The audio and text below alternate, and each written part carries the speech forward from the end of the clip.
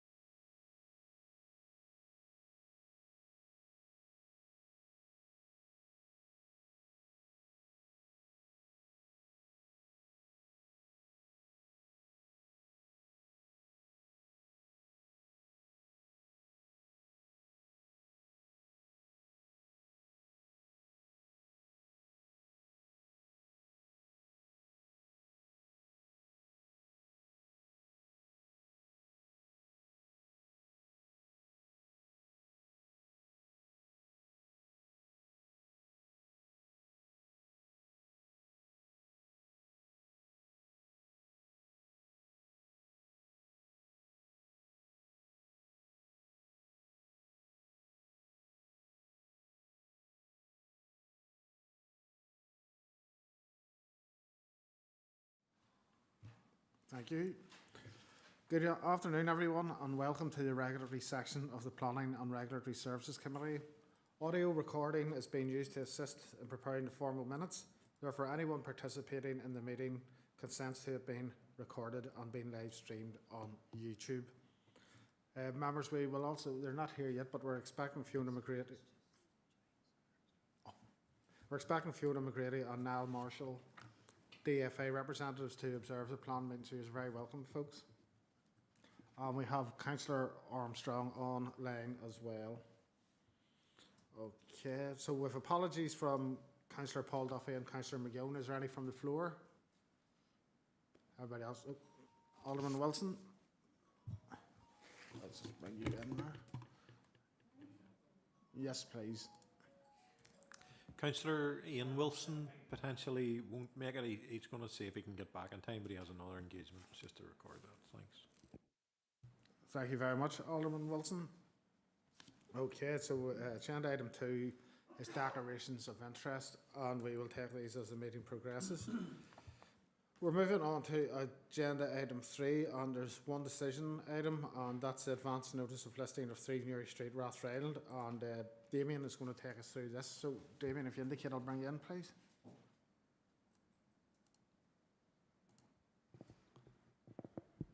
Thank you, Chair.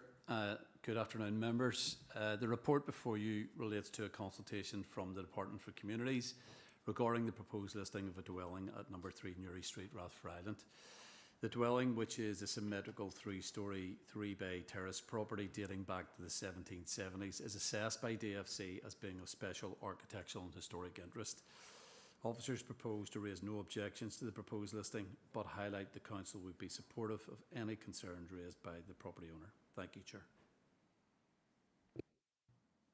Thank you very much for that, Damien. Have we any questions for Damien on that potential listing? Councillor Flaherty, I'll bring you in. Thank you, Damien. Thank you, Chair. Yeah, these are very interesting to me as they're coming through, and a couple of other ones. But with regard to this one, and I did take a wee bit more of a look at the area. I'm obviously not from Rathfriland, but some of my colleagues actually raised this with me. This particular building is very, very, very run down. It's quite I don't know if I need to use the word unsafe, but the buildings actually beside number 1 and number 5, I believe, are also in a pretty poor state of repair. So I suppose one question: what makes this one any different when it comes to there's a general sort of dereliction in that part of Rathfriland? What difference will this make, I suppose, is the question. We've seen this in other areas. And also there are 2 pretty big groups in Rathfriland who would take a particular interest in these things, namely Rathfriland Regeneration Committee and Rathfriland Historical Society. So I'm assured, don't like to use the word assume either, but this consultation will go to them, or does that have to go to them via us? Or do they just directly have to feed into this? Because I would think that this would be something that would be quite pertinent to them before we get into any decision-making process here. Thank you, Councillor Flaherty. I'll bring Damien in to address some of those points. Damien. Thank you, Chair. Thank you, Councillor Flaherty. Yes, the physical condition of the building. The building itself is not in physically good condition. I would agree with that, but that isn't a consideration for Historic Environment Division. And with regard to who they consult, which you mentioned, they're only legally required to consult with us, the Council, and with Historic Buildings Council, and they've carried out that consultation. So they've met their legal obligations, if you like. I suppose that the listing status, if it is actually applied in the end, wouldn't preclude future works from being carried out to the building. But look, as we've had discussions in this chamber about before, it does, I suppose, introduce a number of extra layers of constraint in terms of what people can do to the property.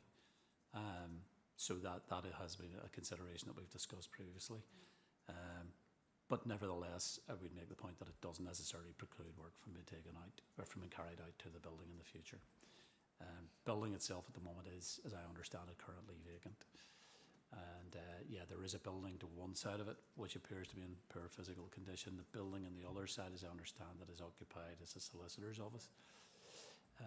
So that sort of provides a bit of context around this. Thanks, Chair.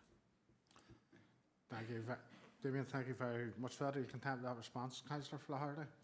And as I said, like we're just been consulted on it, and as our response states that you know, if the building owner has any objections or concerns, we would support them, because there is potentially a cost to them as well, and this is not new to this committee in terms of this. So, but as I said, members, the decision before us is just to approve the draft response. So are we content to do that? Have we got a proposer and seconder? Proposed by Alderman Wilson, seconded by Alderman Kennedy. All agreed, members? Thank you. Members, 3.2 is an update on planning caseloads, and the reports are before you. So I was happy to note, or if there's any questions for Damien on the planning update. If we're content to just note. Thank you very much, members. Okay, folks, that takes us on to agenda item 4, and it's a report from the head of building control. There's a few decisions items there, so Tom, without further ado, I'll hand you over to you for 4.1, and it's a street naming report for Charles Wood. Thank you, Chair, and good afternoon, members. Yes, the item 4.1 is a request for a naming of a housing development consisting of 6 dwellings off the Hamilton Spawn Road in Armagh. The applicant's preferred name for this development is Charles Wood, and the applicant's main reason, as noted in the report, is that it's situated adjacent to a large group of trees known locally as Charles Wood. Officers have assessed and deemed the proposals as compliant with the Council's policy. Therefore, the recommendation for members is for the name Charles Wood to be approved for this development. Thank you, Chair. I'm happy to take any questions. Thank you very much for that, Tom. Is there any questions for Tom on the naming for Charles Wood? Nope, there's nobody indicating to speak. Do we have a proposer for this? Alderman Candy, seconded by Councillor Donnelly. All agreed, members? Thank you. Tom, that takes us to 4.2, so we'll bring in. Thank you, Chair. Yes, 4.2 is a request for naming of a development consisting of 10 dwellings off the Newry Road in Banbridge, and maps are Appendix 2. Members will note that the applicant's preferred name for this development was Edenbrook Lane. However, it's officer's opinion that Edenbrook Grove would be more suitable, given the layout for this development, as is more keeping with a grove or a cul-de-sac arrangement rather than a lane. The applicant has been advised of this recommendation. The applicant's main reason for the suggested name is that the site is located adjacent to its larger neighbouring development known as Edenbrook, and the officers have assessed and deemed the proposal is compliant with the policy, and the recommendation therefore before members is the approval of Edenbrook Grove for this development. Thank you, Chair. I'm happy to take any questions members may have. Thank you very much. Folks, you've heard that report for the name of Edenbrook Grove. Councillor Lavery's proposed, seconded by Councillor O'Kane. Have all agreed, members? Thank you very much. That takes us to 4.3, a dual language street naming request for Kilmore Hill Road, Lurgan. So, Tom, back over to you. Thank you, Chair.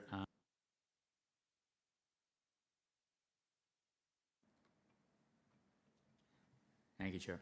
By way of background for members, members will recall that in February 25, we received an application for a dual language street signage, namely Irish, in respect of this street, namely Kilmore Hill Road, Lurgan.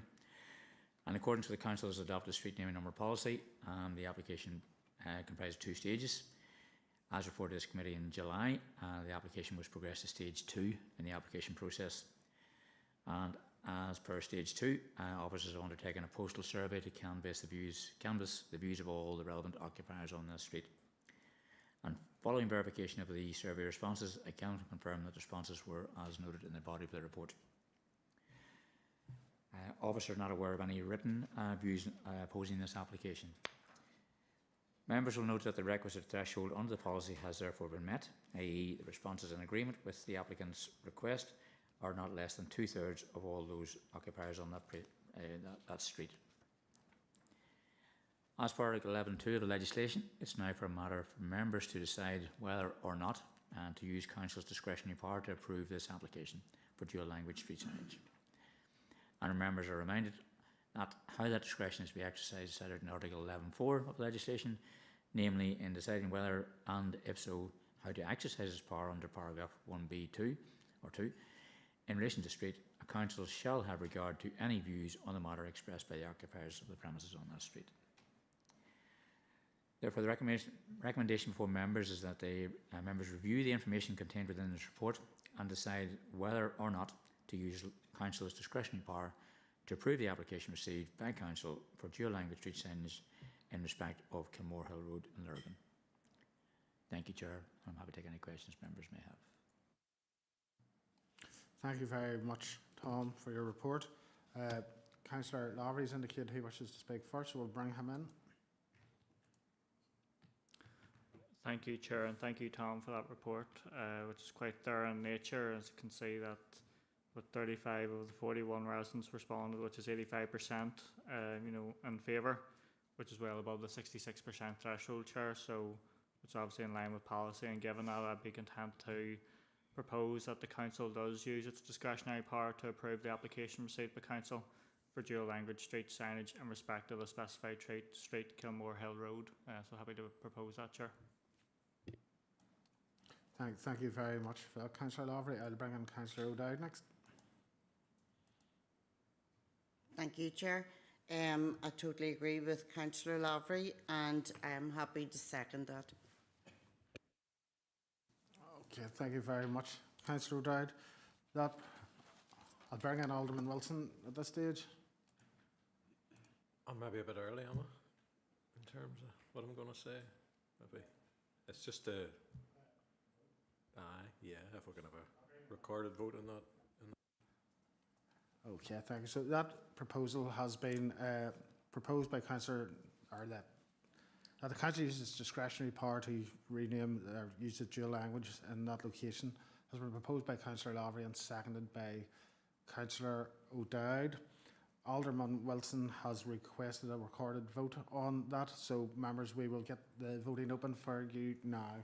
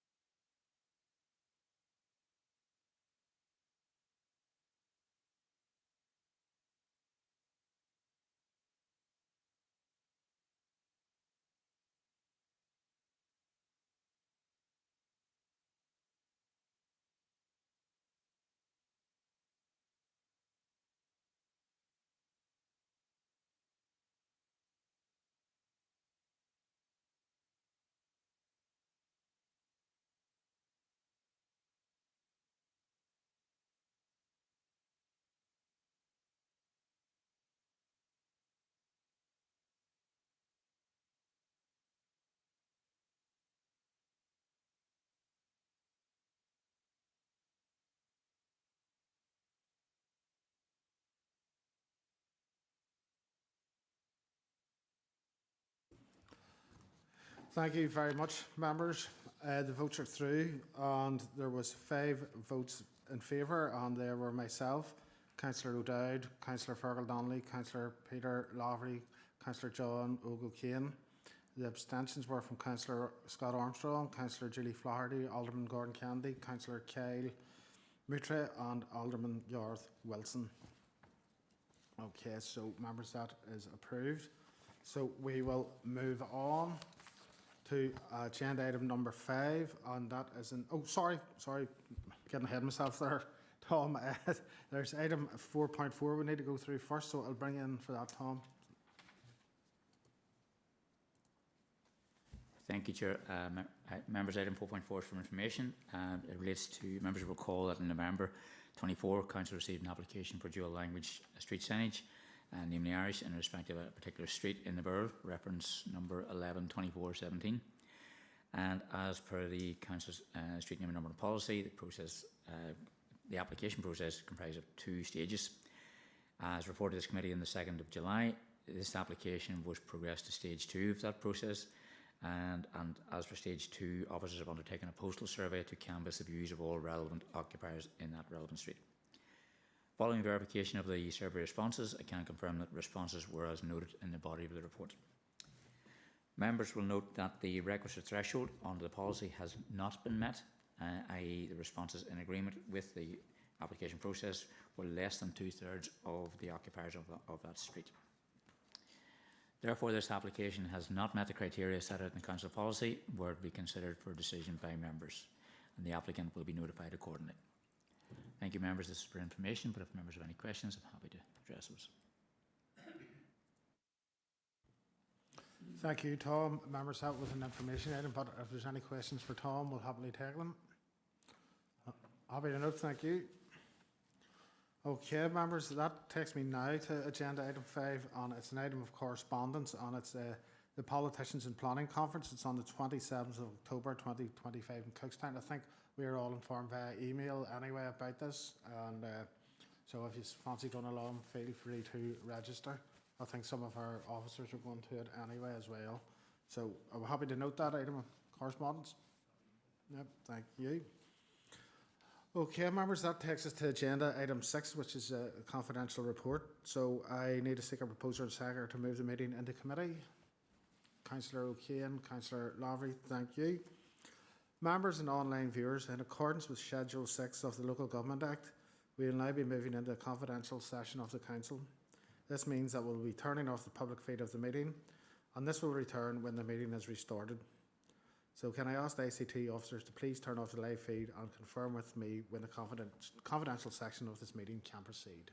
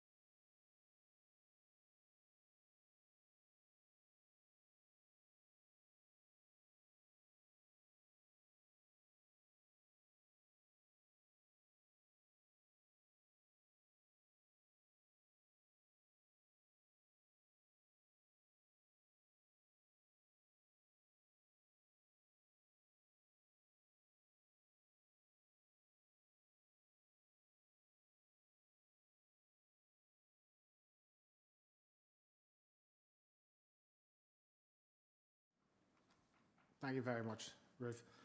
And we don't need, there's no decisions made there, so we don't need to get a proposer and seconder for that.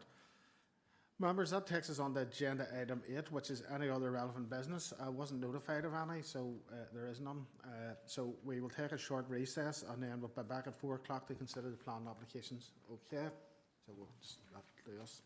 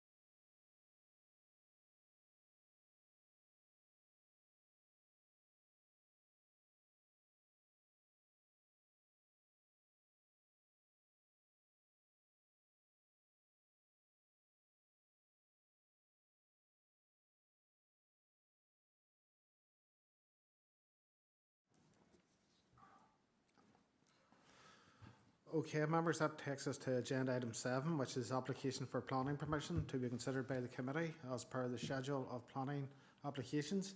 So good afternoon everyone and welcome to the planning section of the meeting of the Planning and Regulatory Services Committee. Audio recording is being used to assist in preparing the formal minutes. Therefore, anyone participating in the meeting consents to it being recorded and being live streamed on YouTube. Also, during the course of this section of the meeting, questions may be asked by councillors who are members of the Planning and Regulatory Services Committee, of planning officers, applicants for planning permission, objectors or those speaking on their behalf. In doing so, councillors endeavour to ascertain information which they feel is necessary to enable them to determine the application.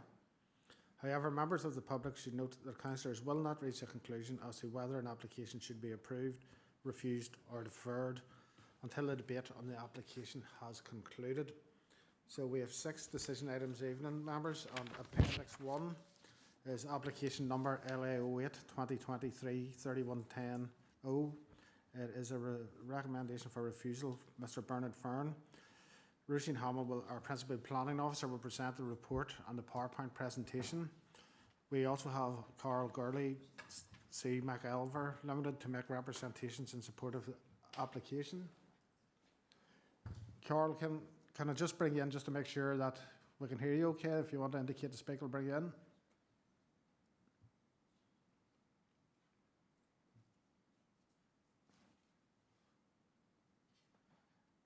Hello, Carl.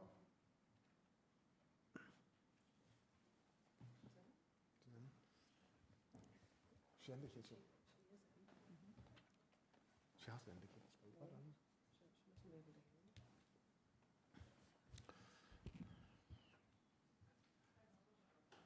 Let me just give Carl. Carl, can you hear me at all?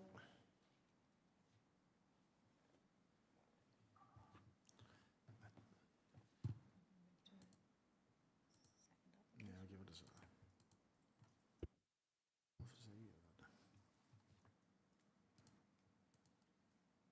I can't turn my system.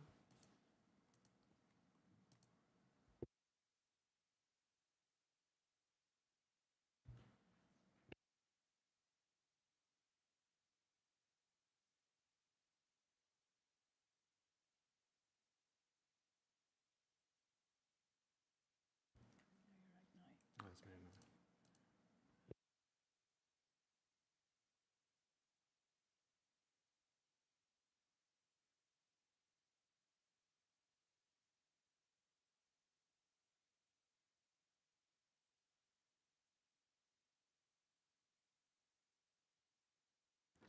Carol, can you just indicate, speak so we know that you're in? Yes, afternoon. Can you hear me? Yes, Carol, we can hear you fine. That's great that you're online. So you're very welcome, Carol, but we'll bring you in after we have our presentation by Roisin Hamill, our Principal Planning Officer, and then you'll have 3 minutes. So just wanted to check that you could hear and we could hear you, so that's that sorted. Okay. Roisin, if you want to indicate, I'll bring you in to go through your report.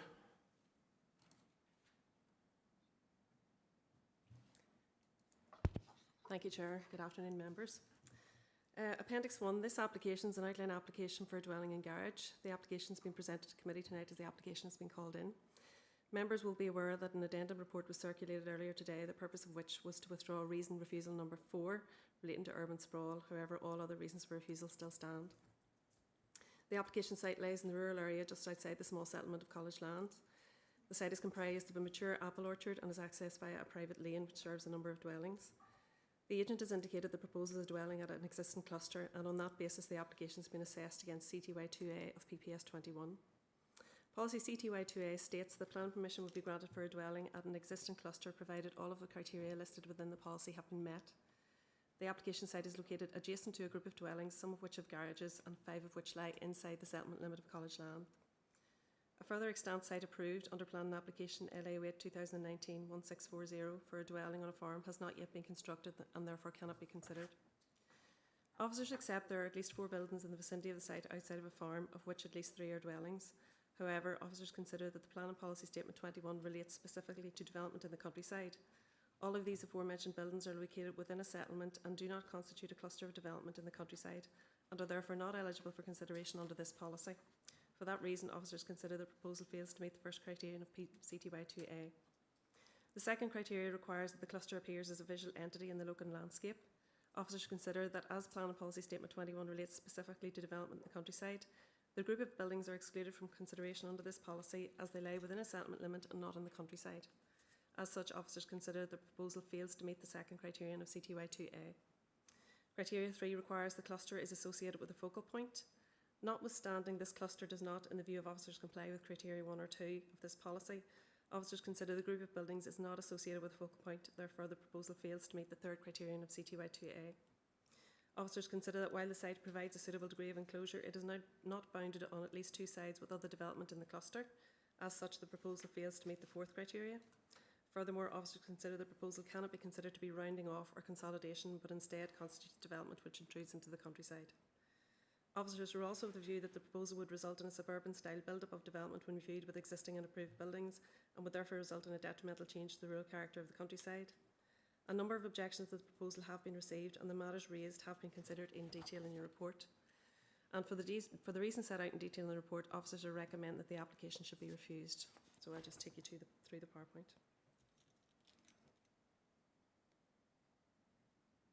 So the red arrow will show you where we are. This is to the south east of Charlemont. It denotes where the application site is, which is just outside the settlement of College Land. This is the site location map that was submitted with the application, and you can see the access and the application site is outlined in red. This gives you an indication of the settlement limit of College Land, and the next slide gives you a closer view of where we are in the context of the settlement limit. So the red arrow denotes where the application site is, right on the edge of the settlement limit. So this is just a wider aerial view of the site. And this is a closer view of the site. You can see the access that serves the site outlined in red, which is part of an orchard, and three or four dwellings there that surround the site. And it's just a wider view, wider context aerial view of the site. So this is a view of the site taken from the laneway leading up to the site, and the red arrow denotes where the application site is behind the dwelling there with the grey roof. This is further up the laneway, so you can actually just this closer view up of the application site. This is actually up on the application site looking down towards number 114A College Lands Road. And this is just again looking down towards the dwelling that lies to the front of the site. This is a view of the site taken from the front of the laneway at number 114. Again, the red arrow shows you where the application site is. And this is a view of the access into the site. So this is the access laneway that serves the application site and a number of dwellings. And that's just a view up College Lands Road looking northeast. And that concludes the presentation. Thank you, members. Roisin, thank you very much for your PowerPoint presentation. I'm now going to bring in Carl Gurley to make a representation in support of the application. Carl, you will have 3 minutes. There will be a clock on your screen. Once your 3 minutes is up, the clock will stop and I will end your speaking time. So whenever you're ready, Carl, the clock will begin, okay? Okay, afternoon, members. The Council's objections relate to criteria 2, that the cluster appears as a visual entity. Carl, we haven't got the clock up a second. Would you give us a wee minute till we get sorted? Sorry, yeah. So.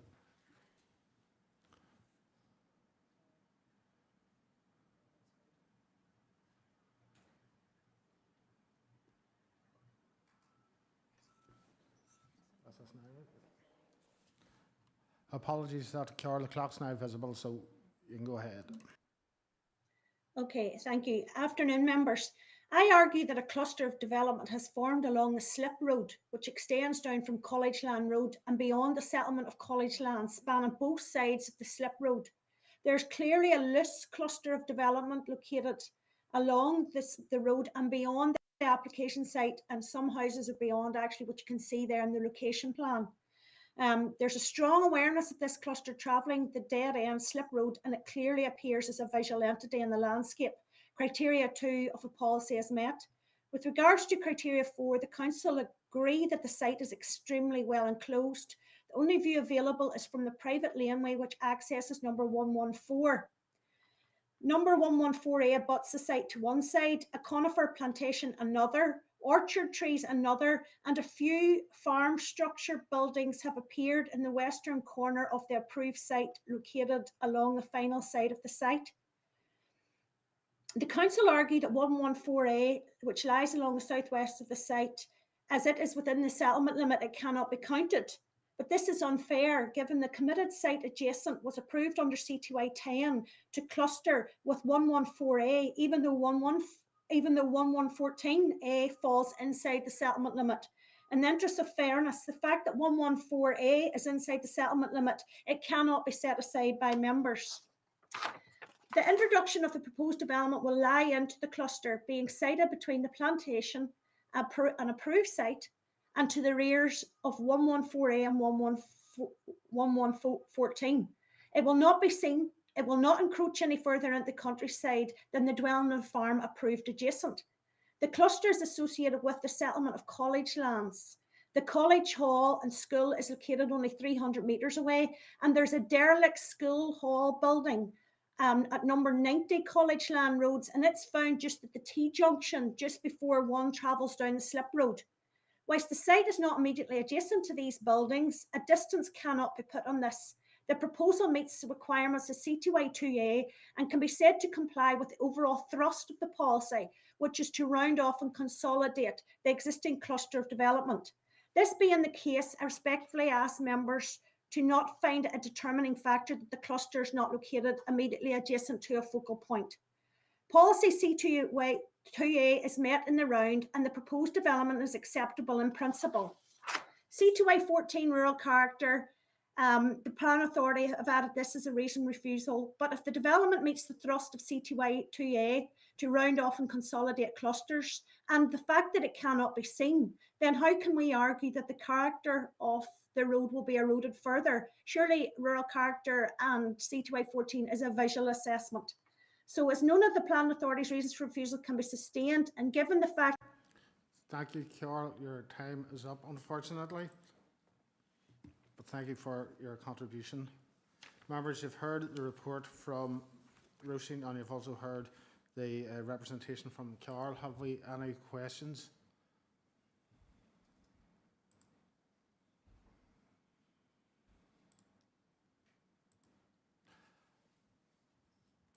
Alderman Wilson, I'll bring you in now. Yeah, thanks. In terms of LAO 2019-1640F, which hasn't been developed yet, is it locatable? I don't know if you have any means by which you can identify on, the satellite style image where, if that house was to be constructed, where it would locate in relation to the proposed site before us. You maybe don't have a wee pointer though, do you? Or maybe you do. Just to have an idea where that's supposed to be. Roisin, I'll bring you in to see if you can help with that query. Yep, no problem at all. If we can go to slide number 3, the site location plan, if someone's able to bring that up for us.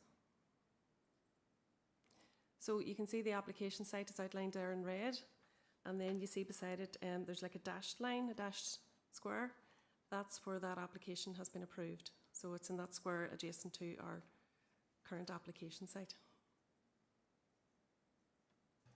Thank you very much, Roisin. Alderman Wilson, bring it back in. Yep, thank you. And yeah, I can see that now. It's just I always find in these on the application on the iPad, once you zoom in, it doesn't make the writing any clearer, unfortunately. But no, that's useful to know. So in terms of that dashed line, is that within the established cluster then? Is that the case?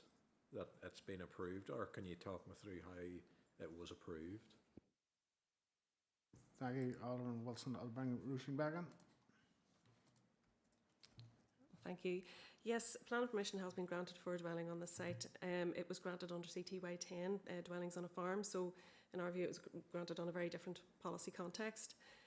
Officers were satisfied that the proposal complied with all other requirements of the policy. The farm business was active. It was demonstrated that it had been established for more than 6 years.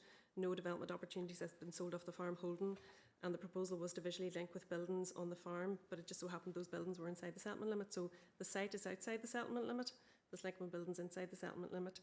But in that case, officers gave way to the fact that the remainder of his farm, the entirety of his farm, was in the countryside. And, you know, he needed to be located beside these buildings to comply with that one aspect of the policy. So in our view, it's a very different policy context. Roisin, thank you for that. I'll bring you back in. Alderman Wilson. Thank you. So just to be totally clear, in terms of that image, so are those houses, you know, 114 and the other 2 or 3 houses, are they all within the settlement limit? I suppose looking down the lane towards the proposed site that we're dealing with today, are all those houses within the settlement limit? And then that site approved is outside of it, but under a different policy.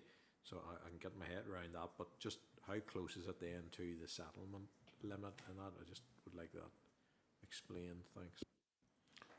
I'll bring in Roisin again. Yeah, thank you, Chair. Yes, the settlement limit runs just to the west of the application site, to the rear of those two dwellings that are in front of the application site, to the west of it. And there's 5 dwellings there. Those 5 dwellings that are fronting onto that access lane are all within the settlement limit. Thank you very much, Roisin. I'll bring you back in, Alderman Wilson. Yes, thanks. No, that's good. I can see it now with a, going off. No, that's really useful. Thanks. Cheers. Thank you very much for that. Roisin, can I just ask the question, in terms of the overall recommendation that you've made, how much weight was put on the fact that it's outside the settlement limits of Charlemont?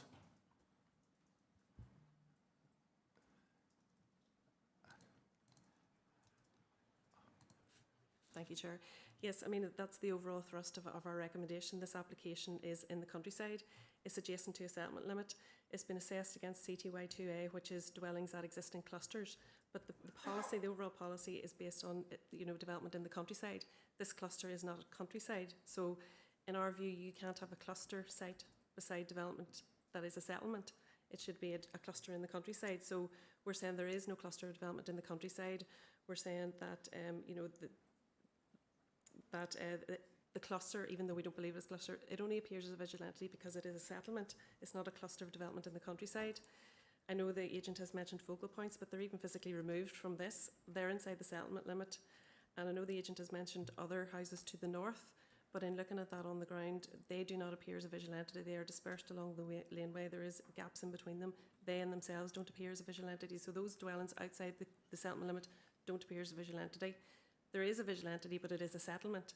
And PPS 21 does not apply to that, development in a settlement, so it can't be clustered beside development in a settlement. And in our view, it would set a dangerous precedent if we were to accept that argument. Roisin, I really appreciate that. Carl, I know you have indicated to speak, but the planning protocol means that you can answer questions. So if any of the members do have a question for the agent, they can certainly bring them in. Alderman Wilson, I'll bring you back in. Yeah, I was just wondering what Carol's view is of that, on new, well, it's granted, but it hasn't been developed yet, and what her view is, what view she has of that versus, the proposal she's talking about today. Thank you, Alderman Wilson. Carol, I'll bring you back in. Hopefully you heard Alderman Wilson. So, can you hear me? yes, Carol, we'll hear you. I'll bring you back in. Yeah, Alderman, thank you for your query. I think it's very, very important to make it clear here to members that the very fact that that dwelling on the farm was allowed, and on the basis that it was to cluster with buildings, the farm buildings were within the settlement, and that was accepted, was the very reason why I put in this application. Was because if under CTY 10, the officers were happy to approve a dwelling on the farm on the basis that it would cluster with buildings within the settlement, well then why can my applicant not apply for a site to cluster with buildings within the settlement under the same rationale? And also, I think we're focusing too much on the 5 dwellings that are within the settlement limit. There's a loose cluster right along this Darien Lane that isn't visible, isn't notable there on the maps provided. There's 7 dwellings extend right along the laneway on either sides, including 3 which cluster around the dead end point at the end of the laneway. So the site not only is associated with this settlement, but it's also associated with that loose cluster which does lie within the countryside. And also, my final point is that site that's approved, if you zoom in closely, even though it's not committed yet in terms of development on 2 sides of the site, there are building structures in the western corner of that site that you can see on Google Maps. So there is development inside that site. And on that basis then, the site does have built development on 2 sides and a plantation on another side. So it does meet that element of the policy. And I think the point here is, in the interests of fairness, the fact that the dwelling on the farm was allowed to cluster with buildings in the settlement, then the same should apply to this application. Carol, thank you very much for that. Just in terms of that, Roisin, just to clear it up, because I know you did speak to it a few minutes ago, this application isn't considered under CTY 10 because it's not farm buildings. So, and for want of a better term, in layman's terms, are we comparing apples and oranges here? I'd just like to have your thoughts on that, Roisin, just for a bit of clarity, please. Yes, thank you, Chair. In our view, there are 2 different policy contexts. You have CTY 10, which is for dwellings on farms, and as I've already said, in our view, that application met a number of points, a number of aspects of that policy. There was just this one aspect where it was clustered with a building in the settlement limit, but it met all other aspects of that policy. And in order to meet the policy as a whole, it was required to cluster with buildings on the farm. In this case, it's for a dwelling at a cluster. In our view, there is no cluster in the countryside here. This is a settlement. So there's all of the 4 of the criteria it doesn't meet. There's no cluster of development. There's no visual. It doesn't appear as a visual entity in the local landscape. Even if we accept there was a cluster, there's no focal point that's associated with the cluster. And I know the agent's talking about there being a loose cluster to the north of the application site, but the policy doesn't talk about a loose cluster. It talks about a cluster of development that appears as a visual entity in the countryside. And in this case, that doesn't exist in the countryside. Thank you very much for that, Roisin.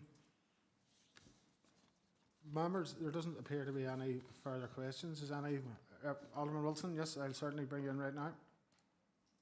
Yeah, it's just on that. I'm just looking at the I can bring it up again, the Google imagery of it, which is, I find it's clearer than what we have access to off the minutes. But it definitely looks like a significant sprawl outside of the settlement limit. I'm just wondering, how did that come to be if we're now majoring on, suburban, style build-up and that type of thing? Well, how has it got to the point that we've so many houses along this lane outside of the settlement limit? Because I think this is the issue we see. You can drive, and I know you're dealing with applications on a case-by-case basis, but this sort of turns that on its head, because you're going, well, what real difference would this house make if it was approved? Whenever you look 2 metres to, or not 2, but, not that many metres away, you have, I'm counting 1, 2, 3, 4, 5, fairly significant builds in the countryside, and you're just going, well, why are we then, I know why we're doing it, I'm hypothetically, why are we then, taking this, what I see as a sort of a harsher view of this on the very periphery? It couldn't get any closer to the edge of the settlement limit, and we've already approved one on another policy point on a farm. Then how have all the rest of these got approved? Because I don't see any farm buildings from the air here. Maybe it's different on the ground. Thank you, Alderman Wilson. Roisin, I'll bring you in maybe if you can maybe address that. I'm not sure.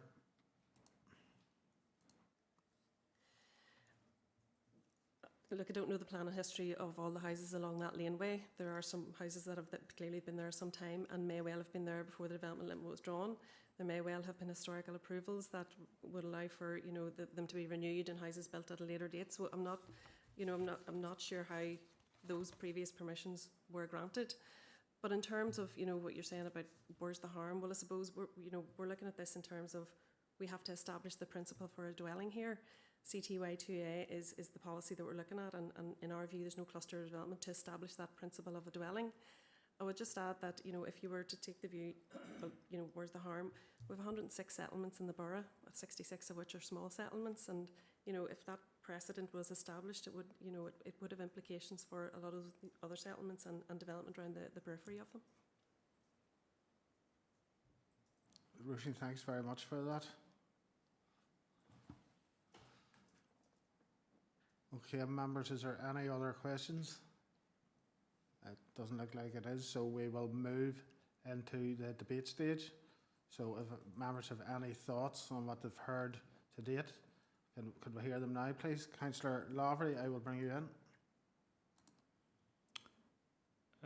Thank you, Chair, and thank you to Roisin and to the agent for the various points they've made. I suppose it's black and white before us in terms of the settlement limit, whether applications are inside it or outside it. This one's outside it.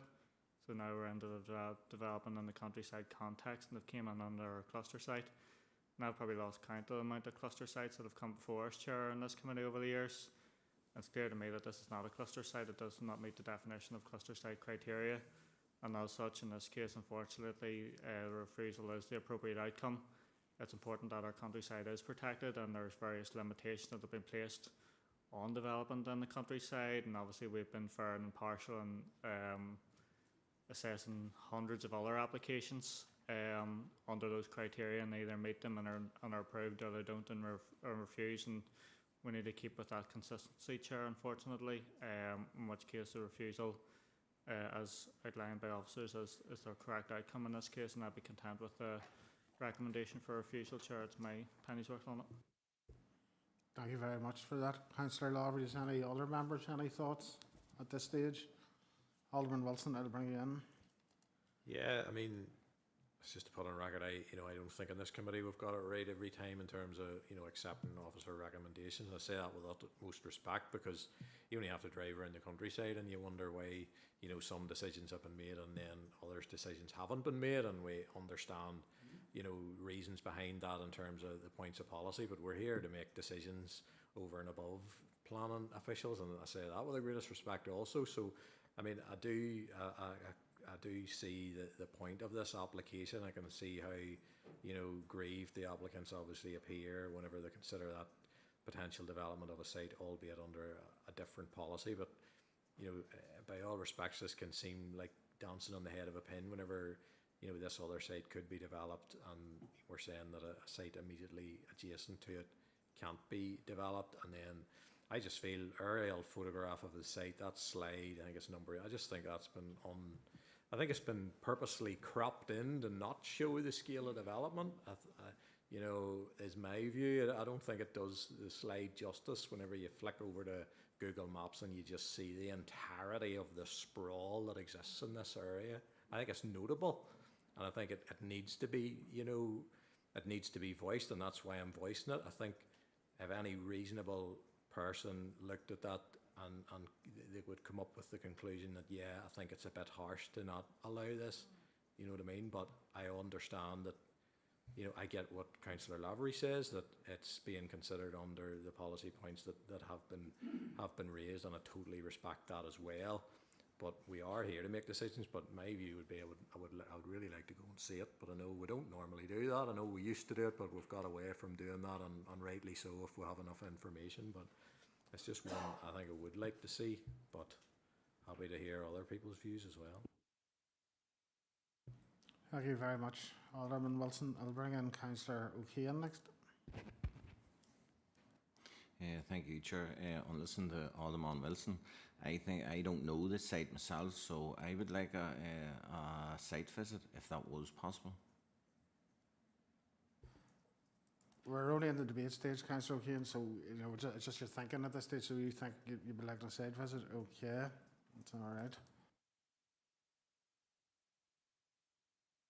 Okay, members, there's nobody else has any thoughts on the application, so without further ado, we will move through to the decision stage.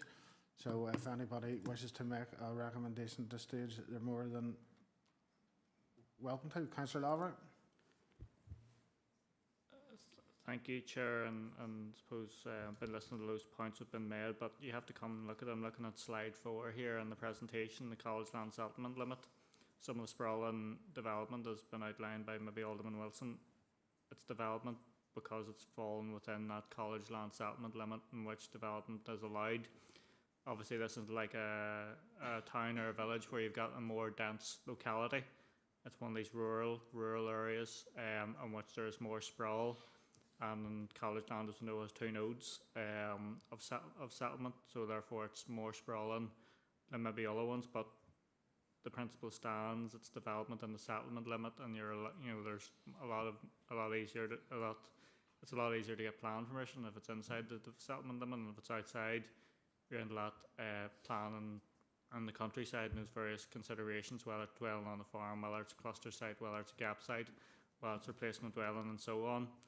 Obviously came in under a cluster site, and it is not a cluster site, Chair. It is just not a cluster site under that policy. And the settlement development limit's not going to jump in the next two or 3 months. It's going to stay where it is. And then I think we just have to be fair and say that it is not acceptable under policy, and as such, I propose that we accept the officer's recommendation to refuse this application. Thank you, Chair. Thank you very much, Councillor Lavery. You've heard Councillor Lavery make a proposal that we accept the officer recommendation as outlined in the report. Do we have a proposer, or do we have any alternative proposals? Alderman Wilson, I will bring you in now. Yeah, thanks. Just like to propose a site visit, if possible, and also for that sprawl that I referred to that lies outside of the settlement limit, if we could have, I'm not saying a deep delve into it, but just a rough sort of idea of the houses along that route further ahead of the proposed development that's before us, just sort of a limited history on how those applications were approved on the policies that were used for that purpose. I think it would be really useful as well. That's just my proposal. So site visit on some background of those other close by properties that were approved that lie outside the settlement limit. Thank you very much, Alderman Wilson. Members, with 2 proposals on the floor, neither of them have been seconded at the minute. Councillor O'Kane, I'll bring you in next. Thank you very much, Chair. On listening to Alderman Wilson, I'd like to second his proposal. Okay, thank you very much, Councillor O'Kane. So we have one proposal which has been seconded, and we also have Councillor Lavery's proposal that hasn't been seconded. Is anybody willing to second Councillor Lavery's proposal? We haven't at the minute, so we have a proposal on the floor from Alderman Wilson for a site visit and some further information. Are we agreed on that, members, or do we want to vote?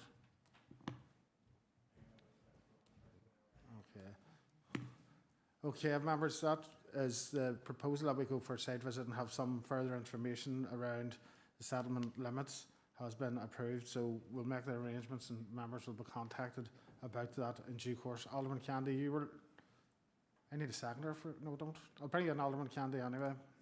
Thank you, Chair. It's just regarding the site visit. It's good enough calling for a site visit, but on past experience, it's a scramble to get enough people on site.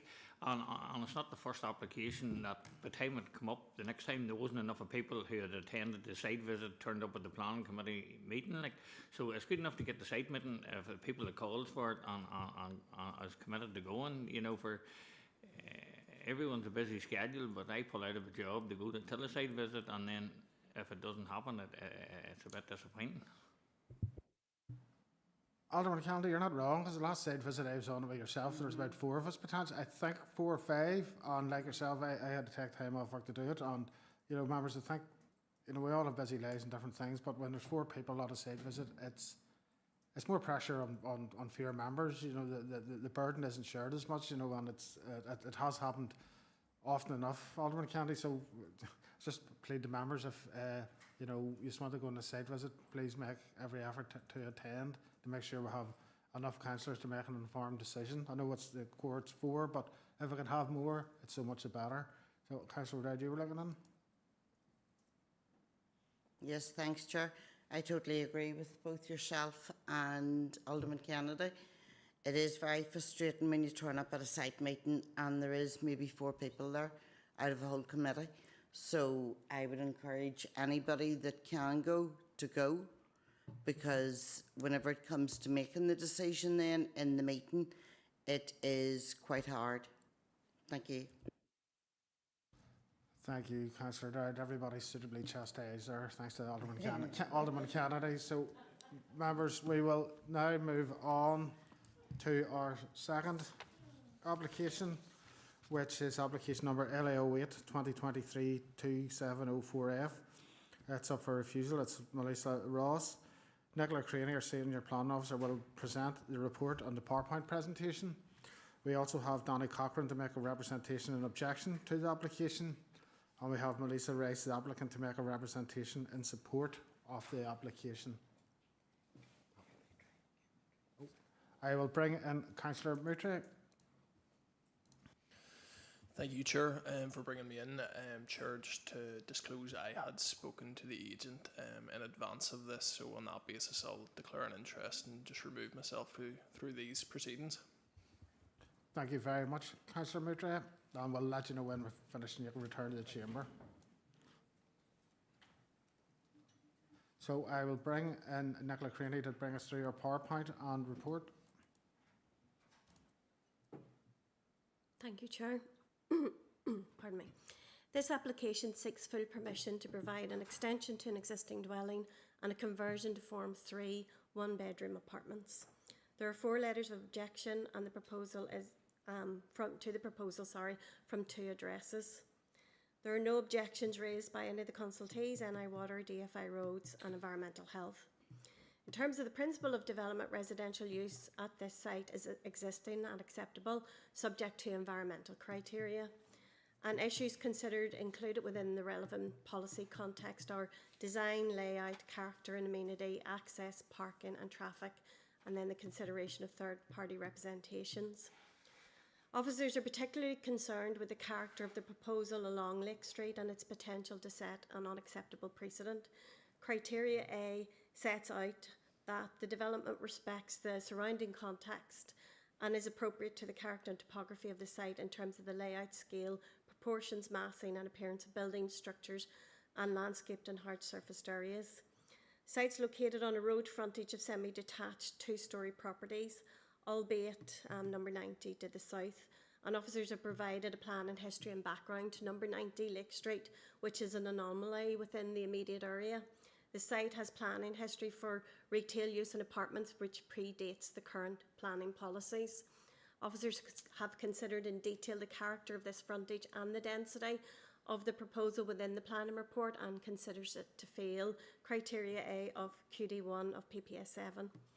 In addition, officers consider the proposal fails criteria H of PPS 7, which requires the design and layout will not create conflict with adjacent land uses, and there's no unacceptable adverse effect on existing or proposed properties in terms of overlooking loss of light, overshadowing, noise or other disturbances. Officers are concerned about the impact of the proposal on the living conditions of the properties either side number 92 and 96 Lake Street. Number 92 would be sandwiched between the apartment development at number 90 and the site. The design includes an external staircase looking immediately towards the side gable of number 92, which includes a number of windows which have a living room and kitchen area as well as its private garden. Officers consider the proposal would be dominant, it would overlook and include a loss of privacy. Officers are concerned about the impact as well on number 96, the other side of the semi-detached. There's a 10.7 metre long blank gable immediately on their boundary, which is 3.2 metres in height. The garden of number 96 is approximately 16 metres in length. This is a large extension to facilitate an apartment on the rear ground floor, which officers would consider to be overbearing. The character, design, layout, and amenity issues have been considered in full within the planning report and against the relevant planning policies. Policy LC1 has been set aside in the planning consideration as the site is considered to fall within a key and linked transport corridor.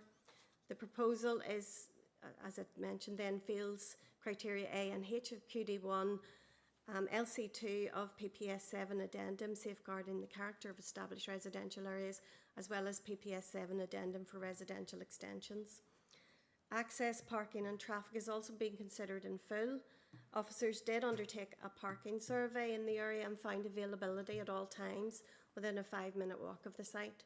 There are details of this within the PowerPoint presentation. All third-party representations have been considered in full within the planning report, and the recommendation is to refuse, with one reason for refusal recommended, and I'll go through the PowerPoint presentation. So you can see the location of the site. It's just north of Lurgan Park Lake. This is the site location plan. And you can see the site then, it's a semi-detached. Next slide, please. So this is the proposed elevation then, showing the extension to the rear and the front elevations. Next slide, please. This is the proposed floor plan and site layout. Next slide, please. So this is a view of the site just immediately in front of it. Next slide, please. This is a view then looking at the site. You can see number 92, 94, the site itself, and number 96. Next slide, please. This is a view of the site elevation to the site. It's from number 92, but the proposed site is number 94. As you can see, it's in a bad state of repair. Next slide, please. This is just a view of the context of the site, just the terrace semi-detached, the semi-detached properties which line Lake Street. Next slide, please. This is the view now of the back of the site, then looking from the rear of number 92 towards the site, number 96 and number 92. Next slide, please. Then just to give you a context of the number 92, which is there are concerns in regards to its amenity. This is the side of this property. Next slide, please. So you can see living room, there's a living room, sunroom and a kitchen window, and then 2 upstairs windows. Next slide, please. This is the view of the site then from the rear of number 96. Next slide, please. This is a view of the rear boundary. You can see the houses immediately behind are set further away, so there is no concern particularly with those properties. Next slide, please. This is a view now of from number 96 looking towards the site, and you can see the side elevation of number 92 and number 90, that property which I previously mentioned. Next slide, please. This is a view of the rear then of number 96 Lake Street, which there will be a wall immediately on their boundary for quite a considerable length. I think it's 10.7 metres. Next slide, please. And this is a view then of number 90 Lake Street, just to give you an idea, although as I explained, this was approved under completely different context and policies. Next slide, please. And these are just some images of the site at 7:30 p.m. on different days of the week at different times, just to show this lay-by immediately south of the site did have available car parking any time that I have been passed.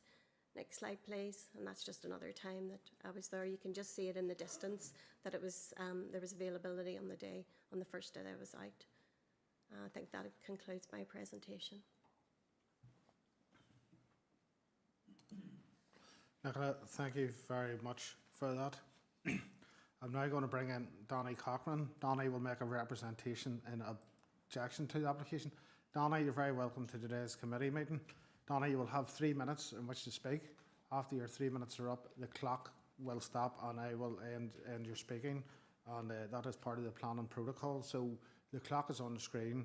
And Donnie, when you bring yourself in, if you hit the button there, I will bring you in. Right. Okay. So, Donnie, when you start speaking, the clock will start. Okay?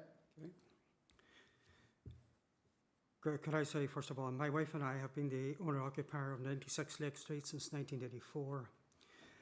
Some of our personal circumstances. In 2021, my wife underwent major surgery and subsequent to this was diagnosed with Alzheimer's disease. She's registered disabled and we have carried out adaptations to the property to assist her. As a result of the Alzheimer's, she rarely ventures out except to sit in the back garden. This application involves an extension which extends 10.7 metres beyond the rear of my dwelling.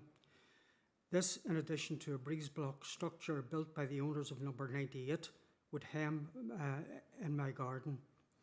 Additionally, the proposal will provide 44 square metres of shared amenity area beyond the extension, which up to 6 people could use. Unfortunately, my wife, due to her illness, would not tolerate strangers in close proximity to where she enjoys her garden. These factors have a serious impact on the privacy and the amenity by way of dominance and a sense of overbearing. In relation to the design and layout, 74 to 120 Lake Street consists of mainly semi-detached family houses occupied by a number of elderly residents. Only one of the proposed 3 flats would meet the minimum requirement of 50 to 55 square metres for the 1-bed, 2-person flats. The density of the proposal is excessive and in no way sympathetically harmonises with the residential character of this area of Lake Street. The proposed development has a potential of 6 occupants, and the provision of only 1 in-curtilage parking space is therefore totally inadequate. There is inadequate in-curtilage parking at number 90, which has 3 flats, and the overflow from number 90 park in front of my house. Although there is a lay-by 90 metres to the south of the site, it is located to the rear of Pincher's bungalows, but is not visible from the bungalows due to the high walls, fencing and hedging.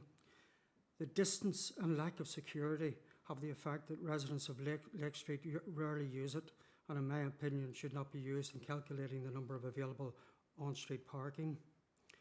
As Lake Street is only 6.9 metres wide, pavement parking is rife, causing obstructions for prams and wheelchairs, resulting in residents being forced onto the road, which is an obvious safety risk. This is exacerbated by large lorries when making deliveries to the local shop, and which often narrows the road to a single lane. The introduction of the hourly 2 and 2 Dublin train services and the opening of St Ronan's Secondary School have had a major impact on traffic on Lake Street and causes an extra safety risk for school children. I am therefore supporting the officer's recommendation of refusal of this application.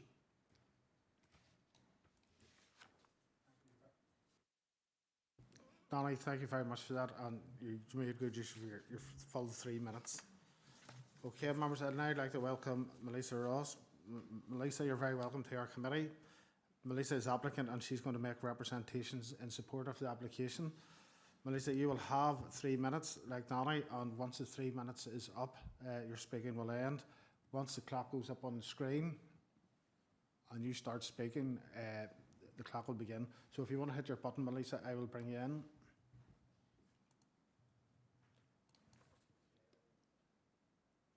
Thank you for giving me this opportunity to speak.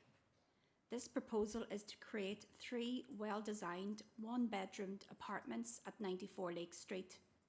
These units directly address a chronic shortage of affordable housing in Lurgan, especially for singles, young people and downsizers. I've spoken to the estate agent currently managing 90 Lake Street, which is already 3 flats. They confirmed they have a long waiting list for 1-bedroom units in this area. That is clear evidence of demand that this scheme can help to meet.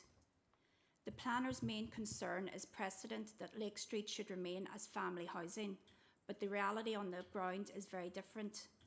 Number 90 Lake Street is already converted to 3 flats. There is social housing apartment scheme further down the street. Many houses have very large extensions or even granny flats, changing both the scale and mix of housing. There is a large GAA club, and on the corner with Victoria Street, another social housing scheme. So this proposal does not set a new precedent, it simply reflects the mixed character that already exists. Concerns about overlooking have already been addressed in the revised plans through screening, ensuring no loss of privacy to neighbours. Environmental health, NI Water and DFI Roads have all raised no objections. This scheme makes efficient use of existing land, promotes cycling instead of cars, and delivers housing that is both needed and sustainable. Planning decisions must be consistent and policy-based, given the precedents nearby, the absence of objections from statutory bodies, and the urgent demand for one-bedroom flats. There is no sound reason to refuse. I respectfully ask you to overturn the refusal and grant permission. Thank you very much, Lisa, well within time. Okay, members, you've heard the report. You've also heard from Mr Cochrane and Ms Ross in relation to objections on representations in support. So have we any questions at this stage for Nicola or both our guests? Alderman Kennedy, I will bring you in first. Thank you, Chair. There's a wee bit of conflict here. Nicola's saying that there's a privacy issue here overlooking their property, and then this lady says that they've been addressed. So if it's been addressed and it hasn't got the Nicola's land, it's one of her main reasons for objection. Nicola, I'll bring you in to see if you can address them concerns.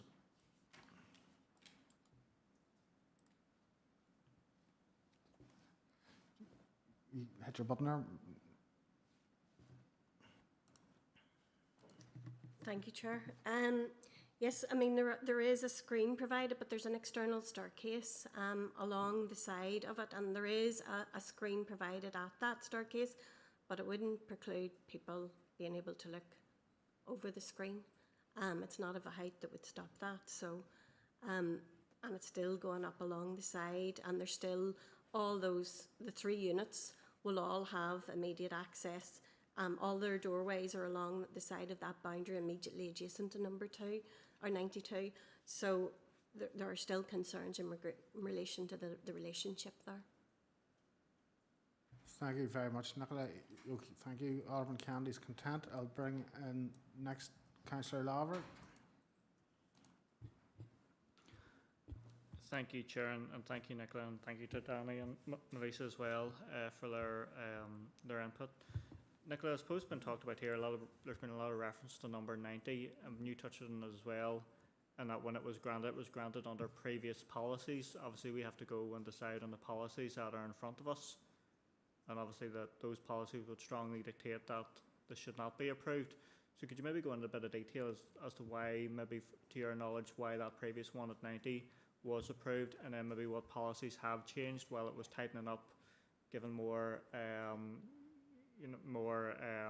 weight regards surrounding developments. When I think of Lake Street, I think of semi-detached housing, being a representative of that area, so it would sort of be out of keeping in terms of that nature. Then obviously the increased residential amenity impacts, such as on Mr Cochrane there and the other residencies. So just a bit more detail, I suppose, in terms of that historical concept, what has changed, and then obviously confirming that it's in line with what the policies we're meant to decide things under at present. Thank you very much, Councillor Lawver. Nicola, I'll bring you in. Thank you, Chair. Yes, there was an extension approved to a shop with an additional self-contained flat granted in 1998, in June 1998, under N 1998-0350. So number 90 has been a long established shop with 2 apartments actually already previously approved. Now they did come in for works and changes to that recently in 2019, but the planning history, because of the fact that there was permission there already for flats, and given the background, it was difficult for us to say that that wouldn't be acceptable. The previous approvals were prior to the current policies which we look at in terms of quality residential environment. So PPS 1998, I mean PPS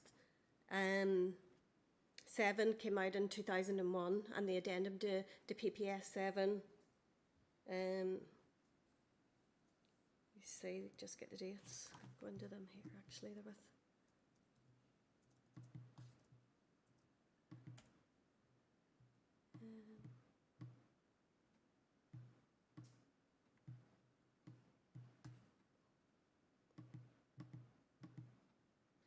Yes, PPS 7 came out in June 2001, and the addendum to PPS 7 is more recent than that again. 2003? Oh, 2010. So those policies wouldn't have been considered at the time of that original conversion. And as such, they wouldn't be relevant in terms of the consideration. Content, Councillor Lavering. I'll bring in Alderman Wilson. Yep, thank you. That was just Peter's question, something similar to my own, so that's been useful to hear. And I suppose just looking at all the various properties, the application site seems to be one of the least developed to the rear, just looking at the line of properties on Lake Street. I'm just wondering, is there it's hard to see without actually, I suppose, being there, but can you give me a flavour of the types of development that have taken place? I'm assuming there are extensions by the look of it, and some quite significant ones. Are those residential, or are those, you know, sheds, or what? I just see a lot of pitched roofs and a lot of flat roofs out the back extending right to the boundaries, and I'm assuming that's a back access point either by foot or vehicle. I'm not sure, if I can't tell from the iPad, but can you give me a sort of a sense of what types of extensions or developments have taken place to the rear of the houses, bearing in mind that the application site looks to be completely free of any type of extension or development? Nicola, I'll bring you in to see if you can answer that.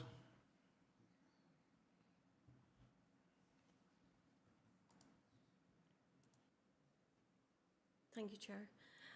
Yes, most of the extensions, I mean, most of the houses along there do have some sort of extension, but even within the extension policy, and that has been listed, we do look at what the impact is on a property immediately beside it.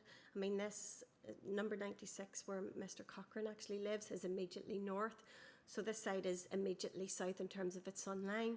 So even for a residential extension, we would be looking at what impact that is. We would be looking at the angle tests and what that is in terms of any windows or any impact on that potential. There is potential for permitted development where you can build out some extensions to the rear, but they would be set back from the boundary. This proposal is immediately on the boundary, so there's no gap in between it and the neighbour at number 96. But they would all be extensions or sheds or whatever to the rear boundaries, and none of them would be anything other than that. Thank you very much, Nicola. Content, Alderman Wilson? I'll bring you back in. Yeah, just looking at the ridges and the shapes of them, it's hard to obviously tell. I can't get streets, you know, the street views if you're walking on this for some reason, but it does look like a lot of the ridges come across, you know, uniformly with the height of the existing ridges, and and that seems to be the case to the the detached property to the other side of the proposed site, not the extended one, the other one. And it also looks to have been extended with a ridge height that's quite similar to the existing main part of the house. So I'm just wondering where that sits. I mean, that has obviously been an approval, and then there's further development out the back of it as well, to the other property, if to the neighbouring property in the detachment. So yeah, it just doesn't seem, again, we're in this situation where we're stopping a development and you look down from the air and it all looks really heavily developed. And I just don't, it's hard then to look at this site that looks so sparsely developed and go, well, no, we're not accepting of that, or are we just not accepting the fact that, so I was saying that a form of extension would be acceptable, or I was saying no form of extension would be acceptable at all at this location, and what the reasons for that would be. Thanks very much for that, Alderman Wilson. I'll bring Nicola in now. And Nicola, maybe as well as that, Alderman Wilson's point, could you address the difference between somebody making an application for a residential extension to their own home, which they don't occupy themselves, and this one here, which is for apartments? I'm sure it's tested under different policy. I'm sure you alluded to that earlier, but if you could clear that up for me as well, please. I'll bring in Thank you, Chair. There are quite a number of extensions to the rears of the other properties along that stretch, although none quite as big as what this extension would be, or the extension which is provided to facilitate number 90. The rest wouldn't develop out their sites just quite so much. Now, in terms of the planning history, I haven't got that with me, so that would all need to be checked in terms of whether what has permission and what doesn't have permission, and it would be a work in itself to try and sort of calculate that all out for each of those properties. The issue of residential extensions, yes, I'm sure an extension could be facilitated at the rear of this site. These houses, they may look quite big, but they're not really, they don't seem to be that big inside, and the existing layout plans or the site plans would really show what that looks like. They're quite small inside, so most of them do have some sort of form of extension. I think number 96 immediately beside it maybe has a rear extension to provide a bathroom downstairs that might have been provided some time ago or whatever, even when I was on that property. So there would be allowances for extensions to the rear, but it's just the size and scale of what this is, and it's not to provide an extension. This is to provide a self-contained residential unit to facilitate that. Thank you very much for that, Nicola. You intend, Alderman Wilson? Yep. Okay. Councillor O'Dowd, I'll bring you in next.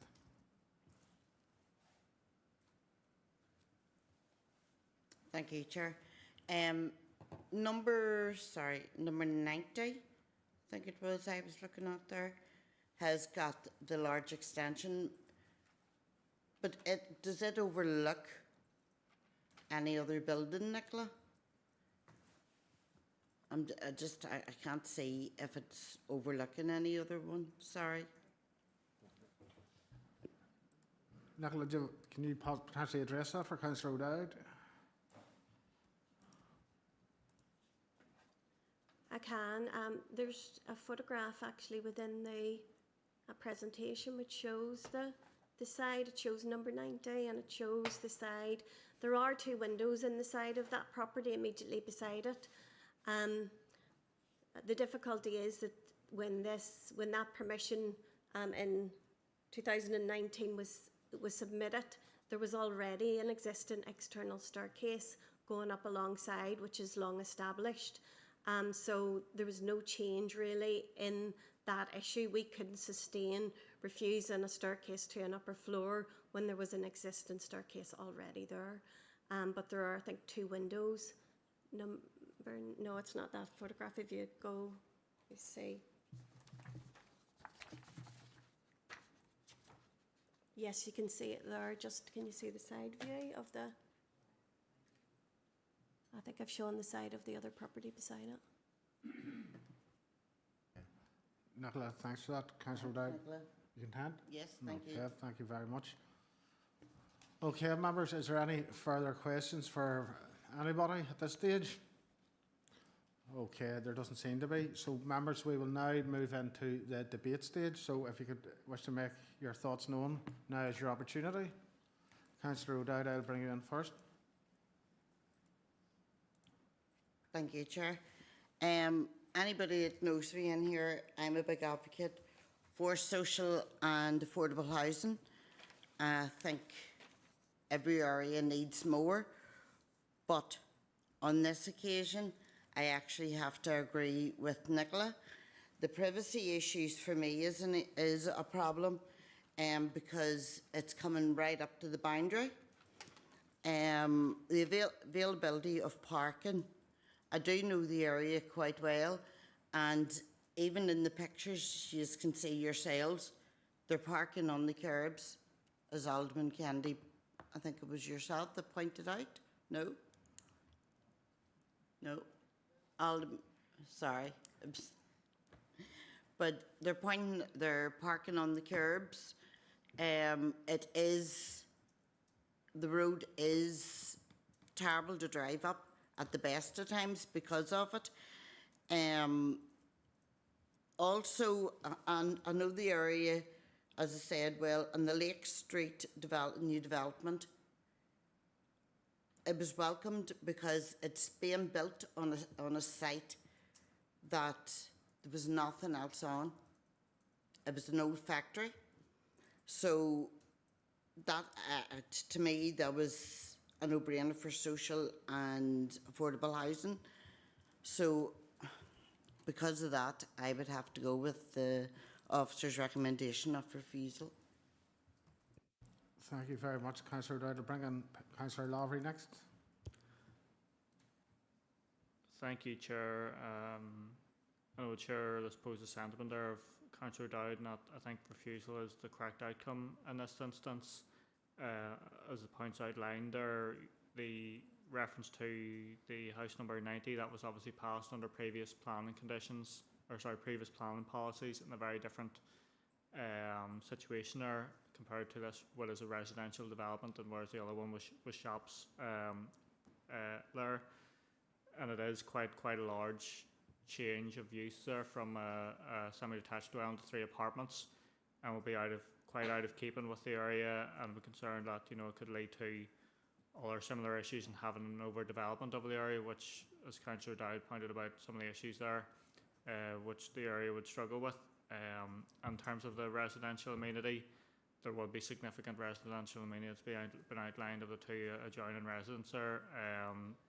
So basically along all of those lines and on the current policy context, I think this would be overdevelopment. Obviously, if a development or a plan application comes back at a future stage regarding a more modest extension to the semi-detached dwelling, and keeping with the other semi-detached dwellings there, that would be more probably approvable along those lines, where we're going from 1 residence to 3 residencies in this application, and I think it's been rightly outlined there. It's just inappropriate in this context, so I think the refusal recommendation is the correct outcome in this case, and we'll get into the decision phase. It's the proposal I'll certainly be supporting. Thank you.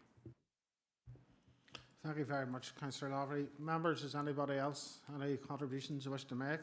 There is no lights on, so with that we will move into decision phase. Have we anybody prepared to make a recommendation? Councillor O'Dowd.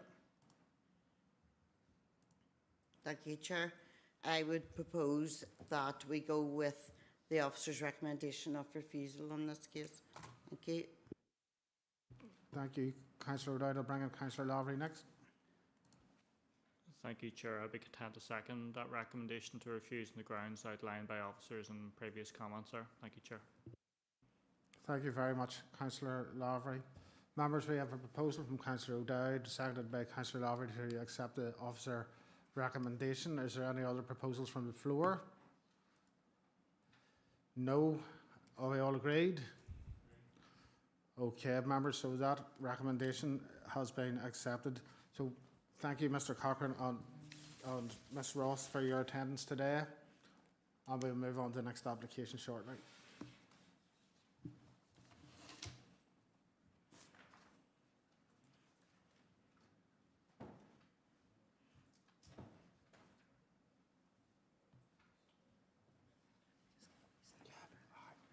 Because there's 500 people in there.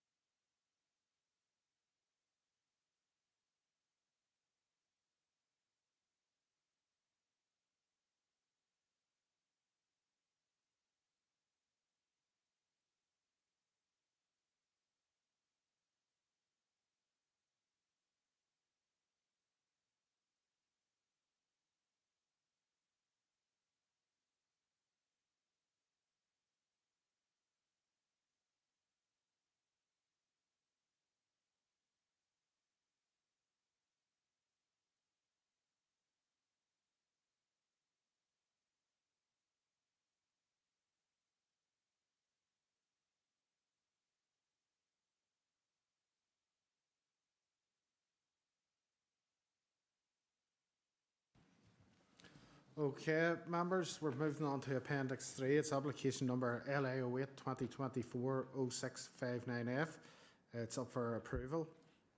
Roisin Hamill, our Principal Planning Officer, will present the PowerPoint and the report. Jacob Rawlinson and Jennifer Rawlinson will be making a representation and objection to the application. David Mount Stephen from Fleming Mount Stephen Planning and William Addison, Property Director, Henderson Group, to make a representation in support of the application. Folks, you have 3 minutes in total. How you divide that up is entirely up to yourselves, but you will have 3 minutes, and once your 3 minutes is up, the clock will stop. That is part of the planning protocol. Members, we also have in attendance for speaking rights for clarification purposes only. From the objectors, we have Sarah Orr, Donna Orr and Malcolm Orr. You're very welcome, folks. And from the applicant team, we have Tim Cousins from Lesbian Consultants, Andrew Herr, RPP Architects. You're also very welcome. And also in attendance, we have our colleague Val Russell from DFI Roads. So if there's any questions pertaining to traffic issues, Val will be able to take them. So without further ado, I'm going to bring in Roisin to present her report and the PowerPoint presentation. Thank you, Chair. This application is for an extension to the established Spar supermarket convenience store at numbers 20 to 24 Mill Street, Tandragee. The two-storey terraced non-residential building at number 30 Mill Street is proposed to be demolished in order to accommodate the proposed extension, and the existing access between numbers 30 and 32 is proposed to be narrowed but retained overall as a residential pedestrian access for the occupants of the existing dwellings at number 32 and 34. The rear amenity spaces to the rear of numbers 32 and 34 are proposed to be reduced in order to accommodate the proposed extension. The existing vehicular access at Mill Street is proposed to be widened with 2 egress lanes and 1 ingress lane to access the car park and proposed fuel pumps. There are 2 proposed fuel pumps and associated canopy, with 2 underground fuel tanks also proposed, both with a capacity of 50,000 litres. The application is being presented to committee as 7 letters of objection have been received from 5 separate postal addresses. The site is located within the Settlement Development Limited of Tandragee and is on unzoned white land within the town centre. The proposal to extend an existing retail unit within the town centre is in principle acceptable in the context of the SPPS, as it is a main town centre use. With regard to the proposal to provide a petrol filling station, it is a sui generis use and there's nothing to preclude that being in the town centre. In terms of access and parking, the proposed development includes the widening of an existing access to the site at its junction with Mill Street and the inclusion of a pedestrian island. The site's access at its junction with Guildford Street is to remain as existing. The existing car park provision is being extended by an additional 6 car parking spaces, and while there is an overall shortfall in parking provision, officers accept the site is located within the town centre to Tandragee in a highly accessible location. The application site is located within the vicinity of a number of residential properties, and a full assessment of the impacts on residential amenity have been considered in detail in the report. A noise impact assessment was submitted, which concluded there will be no significant additional noise sources at the site, and therefore no significant increase in background noise levels. Environmental Health Department has considered the noise impact assessment and have no objections to the proposed development, subject to a number of conditions which have been set out in the report. No additional lighting is proposed as part of the development, and NI Water has confirmed there is available capacity at the receiving wastewater treatment works.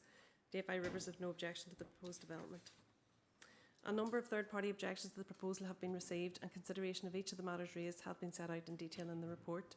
And on balance, officers will recommend that the application be approved, subject to the conditions as set out. I'll just take you through the PowerPoint. So this gives you an indication of where we are.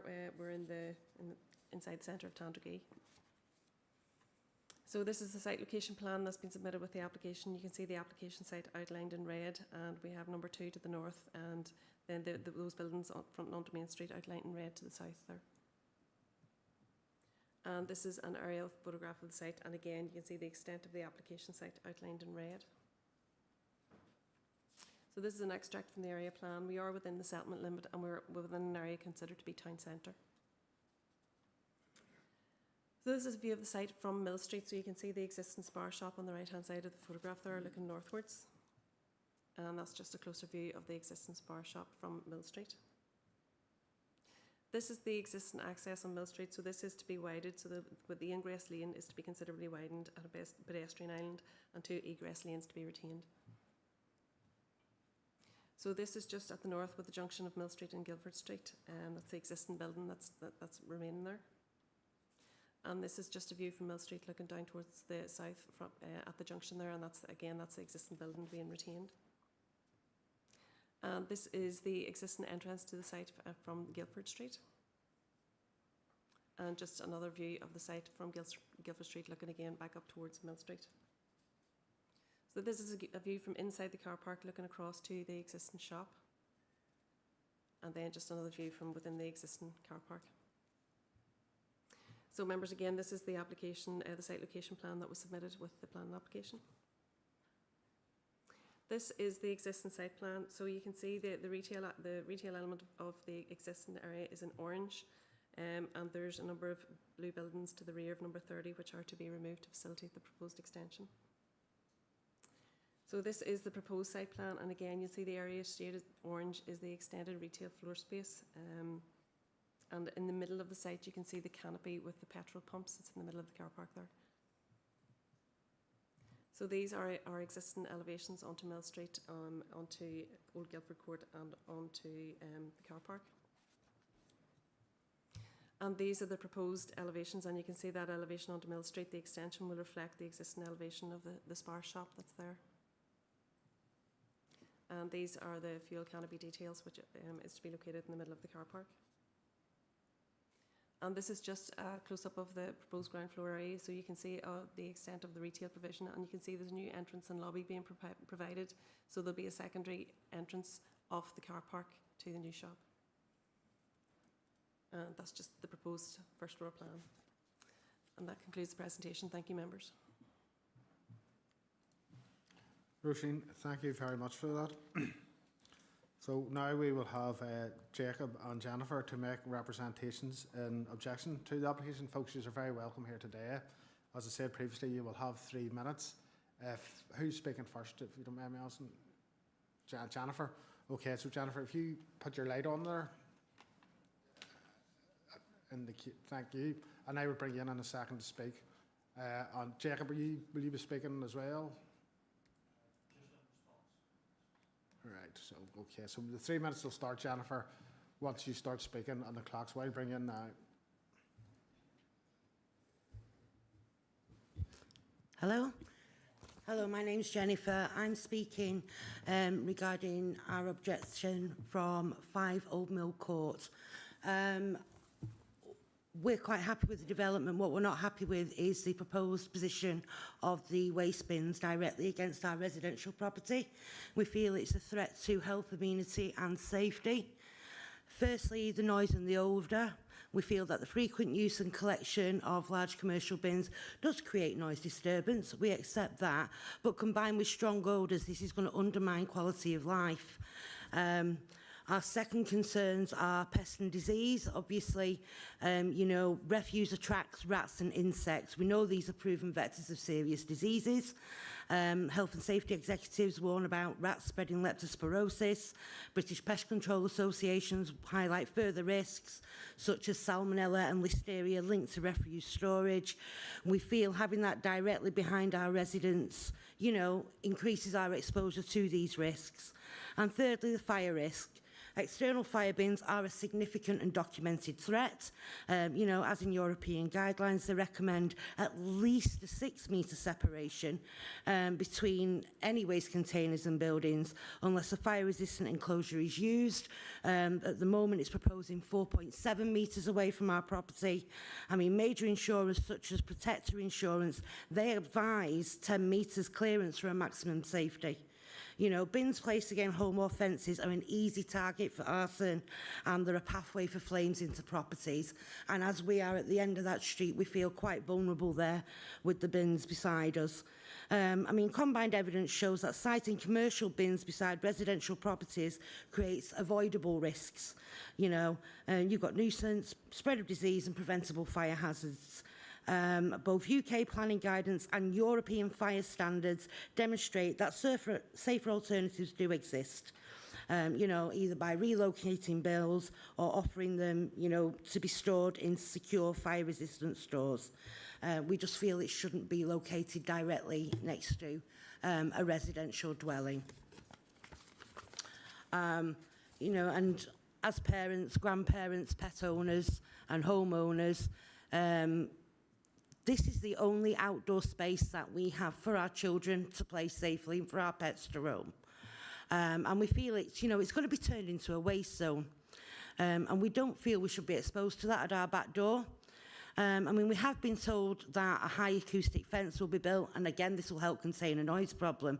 But that fence will block all natural light to our garden, again, as the only outdoor space where we can spend time as a family, dry our washing, grow a few plants. If the sun's blocked and the smell of lace is lingering, that space then becomes completely unusable. This isn't just an inconvenience. Jennifer, unfortunately, your time is up, but thank you for your contribution. Okay, we'll move on to the representation in support of the application. Gentlemen, you have, like Jennifer, 3 minutes. How you use that time is up to yourselves, so if whoever's starting the ball rolling indicates to speak, I'll bring them in. Okay, thank you. And if anybody's coming in, if they can indicate too, I can bring them in as well. So, I'll speak first and then pass over to William, if that's okay, Mr. Chairman. Yeah. William, if you just indicate to speak now, I can then bring you in once your colleague is finished. So once the clock starts, you can begin. Is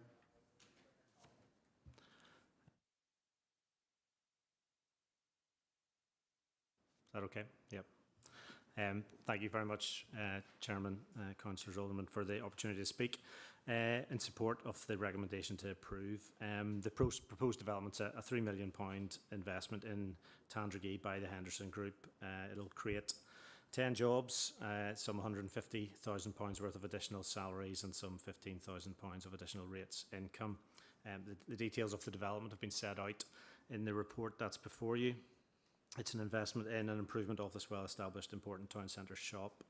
The application has been subject to a range of appropriate assessments: access, parking, noise, lighting, ecology, drainage. It has been a thorough planning process over the last year and a bit, and the statutory consultees all have no objections. Our position is that the proposed development won't have any unacceptable impacts, and obviously we hear the comments that have just been made. The bin area will be secure, locked, surrounded by a 2-metre fence, and there'll be another fence between the property and the residential property. And the bins obviously will be secure commercial bins, and the site will be managed well in accordance with Henderson Group protocols. So in conclusion, we agree with the Council's recommendation to approve and commend that to you, and I'll hand over to William now. Thank you. Thank you for the opportunity to speak on behalf of the Henderson Group in support of the recommendation to approve. Henderson Group have been operating the Tandragee store now since April 2019. We've invested significantly in the region of 1.6 million in the store since our refurbishment and extension back in 2021. We remain committed to the growth of the store, and in mid-2023 we acquired adjacent properties to allow further investment into the store, both in terms of store size and provision of fuel. As David notes, we plan to invest a further £3 million in our Tandragee store, which will bring our total invested in the Armagh, Banbridge and Craigavon council area to 16.1 million over the past 5 years. This further investment allows us to adopt the Eurospar format and broaden our range to include service deli and butcher, as well as a wide range of convenience goods. Tandragee represents one of 8 company-owned stores we operate in the Armagh, Banbridge and Craigavon council area, and it's worth noting that we pride ourselves on our fit within the communities that we serve alongside our neighbours. We feel we operate our stores to the highest level of standards and are subject to regular visits from third parties to ensure compliance with same. Any issues raised are dealt with effectively to ensure long-term working relationships with third parties, our neighbours and our communities. If we're successful in gaining approval this evening, we hope to commence construction before the end of the year and complete our works before the summer of 2026. Thank you. Thank you very much. Within your time limits, sir. Okay, members, you've heard from everyone related to this, so I'm going to bring in Alderman Wilson to start the ball rolling. Yeah, thank you. And it's just to clarify with our objector, do you live in the very last house in Old Mill Court, so you would be the closest to the proposed bin storage unit? Is that right? Yeah, we're number 5, yeah. We both in the same. Okay, folks, we need to go through the chair. Okay, so Alderman Wilson's asked a question, folks, so I'll bring yourself in. Do you want to speak, sir, in relation to this? If you hit your button there, I'll bring you in so you can answer. Just so we need to keep a record for minutes to make sure everybody's heard, so I'll bring you in now to answer that. Yeah, we're the number 5 south facing, with the south facing window. That's a photo from that window, which will be our view of their bins directly up on top of it there. So, yeah, in relation to your question, that's all. Is that okay, Alderman Wilson? You're content with that? I'll bring you back in for supplementary there. Yeah, and I suppose, you know, on the broader scheme of things, I suppose it's, you know, from an objector's position, it's encouraging that, you know, they've commenced their presentation with, you know, support to a high percentage for the general development of this site. And I'm just wondering then, in terms of the real concerns, and I would share the concerns as well. I'm just wondering, with, you know, from the shop's perspective and the agents, is there an opportunity, or is there a willingness to kind of compromise on that layout to some extent, and see if, you know, the bin storage, because it is quite a significant site. If the bin storage, you know, I'm just looking at it, could it be swapped with a bulk fuel in the bikes, something like that, and vice versa, that you wouldn't have, you know, that level of annoyance for a resident that technically is the closest to that position. I'm just curious, is that a position that you would be willing to have some sort of a dialogue on? I'll bring us in a second, gentlemen, but we can't, during this committee, change the planning application. We'll have to assess what's in front of us, so we can't make any amendments to the plans that have been presented. That's what we are making a decision on tonight, so we can't. I'll bring us in, but we can't make changes to this application during this committee. It would have to be withdrawn and resubmitted, so I'll bring us in anyway to speak. So who could address that for Alderman Wilson? Yes, Mr. Chairman, I was probably going to say something along similar lines to what you've just said, in that obviously we're here tonight and we believe these proposals are acceptable and do work and have been through a thorough process. So, you know, I think that's our position also. We wish to secure approval, if possible, tonight from the committee for these proposals. Yeah, thank you very much. I'll bring it back in, Alderman Wilson. Yeah, no, I note that, and I mean, it's within this committee's power also to defer an application if we so desire. I'm not saying that's what will happen tonight, but I mean, if my concerns, you know, in terms of what I believe are very reasonable concerns from the residents, for instance, weren't addressed, I think it is reasonable for us to say, well, we think you should go away and try and reach some sort of compromise, because that does happen on applications. I mean, we do defer applications for their negotiations and that to take place. So, as I said in a couple of the previous applications, we do have the power in these situations to, whilst we respect the fact that, yeah, we have a live application here, you know, there has been occasions in the past where officers have went away and made alterations, they've put conditions on applications and then brought them back the following month. So that's the perspective I'm coming from, just to be clear about that. Okay, thank you for clarifying. Alderman Wilson, I'll bring in Councillor O'Dowd next. Thank you, Chair. I'm just wondering, William, did the Henderson Group have any communications with the residents of the area? You know, did they have meetings with them? Was there anything? Okay, William Vindicate, I'll bring you in. Thank you. I'm not aware of any specific conversations between our store, or likewise any specific conversations or complaints that have been made to date on our current bin store location, which we extensively manage. We have in place contracts to make sure that vermin or the likes are deterred. We deep clean them regularly. Our bin stores are subject to internal audits, external audits, and this application has been extensively consulted and accepted by Environmental Health, who extensively look after this, the site and the management of bin stores. But we didn't have any direct conversations with the neighbours, to answer your question. Thank you very much for that. Councillor O'Dowd, you're looking back in? Yes, please. Thank you, Chair. Maybe a wee bit of communication, and it's only come from my point, with the residents might have helped with this situation.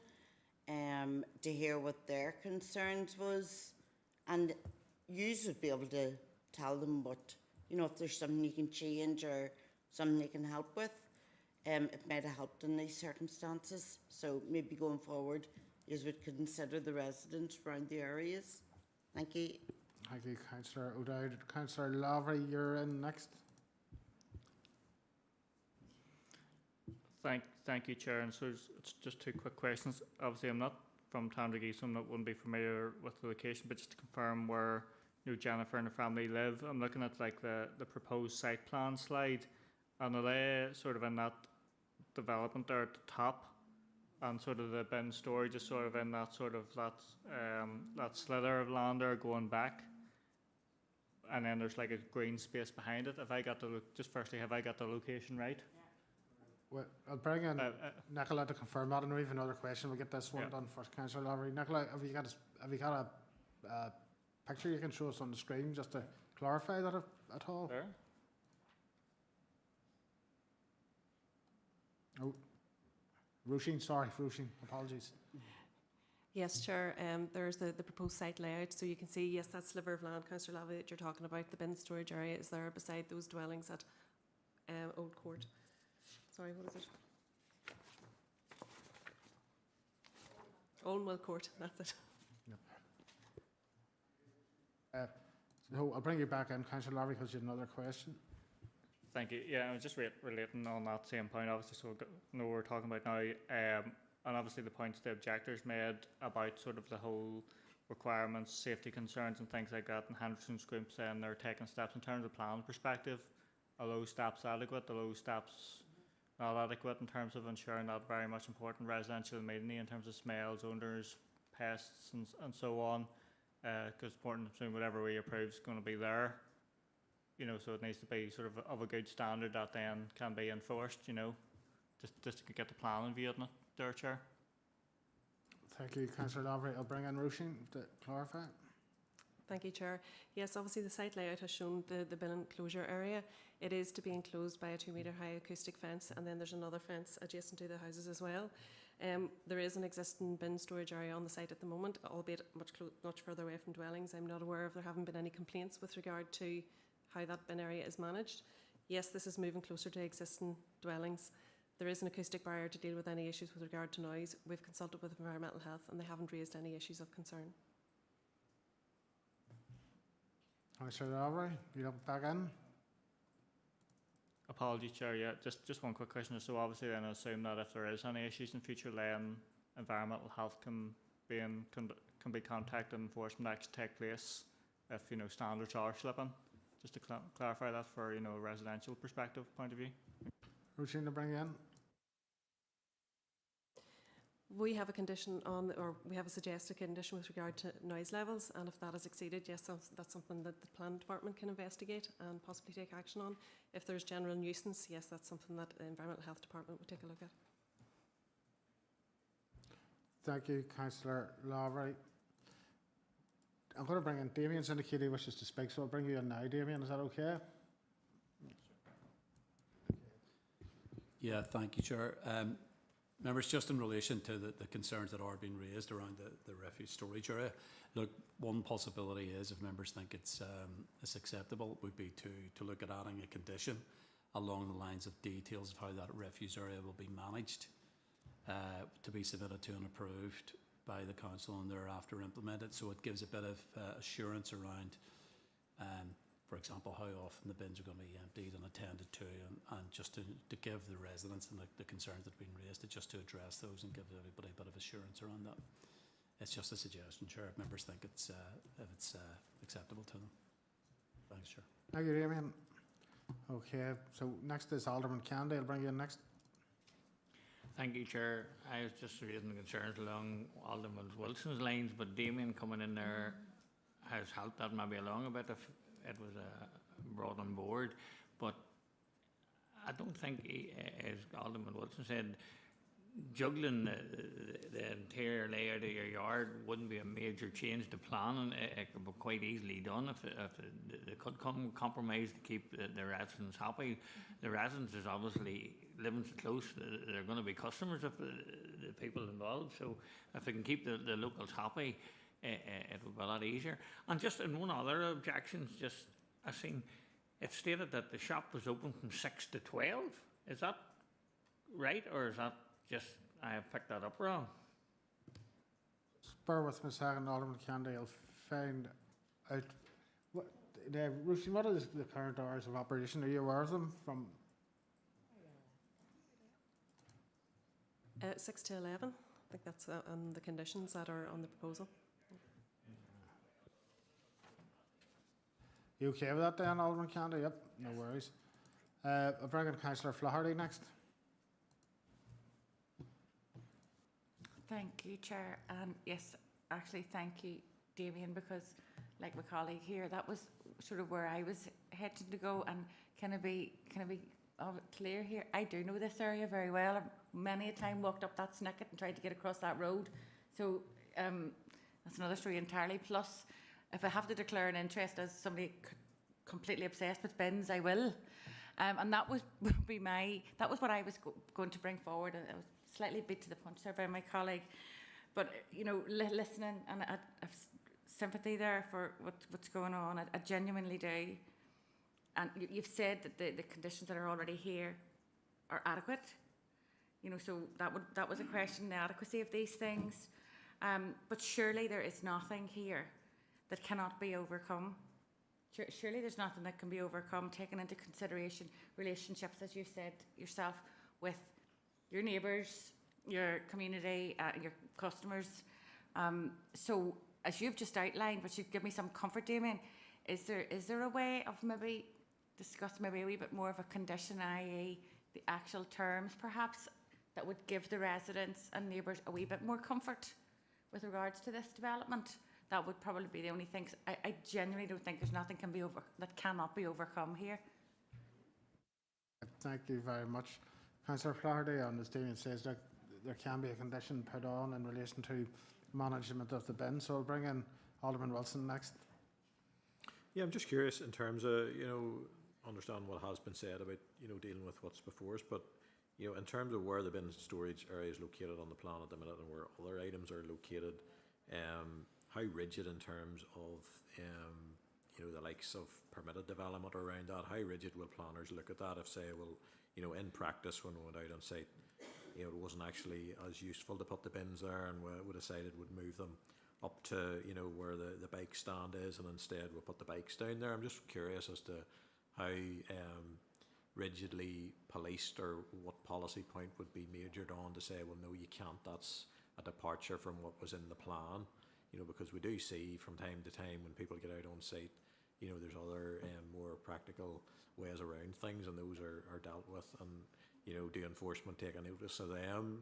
To my knowledge, not particularly. So I just think there's an opportunity here for an issue to be addressed, with the help of us here at committee, because that's what we're here to do. We're not here just to rubber stamp stuff and go, I have a nice day. That's not why, it doesn't help me in my job at all. We're here to represent the people, and we're here to do a service for planners as well. So it's from that perspective of how willing are the applicants to meet the residents' concerns here, which from their own mouths appear to be, pretty supportive of the general direction of this development, albeit that there are I have concerns over the traffic that park up each side of Mill Street, and I've been trying to get in and out of that site myself for some time on visiting, and it's almost impossible at times when vehicles are parking on each side of the entrance and disregarding the double yellow line. So those concerns to me haven't been addressed either.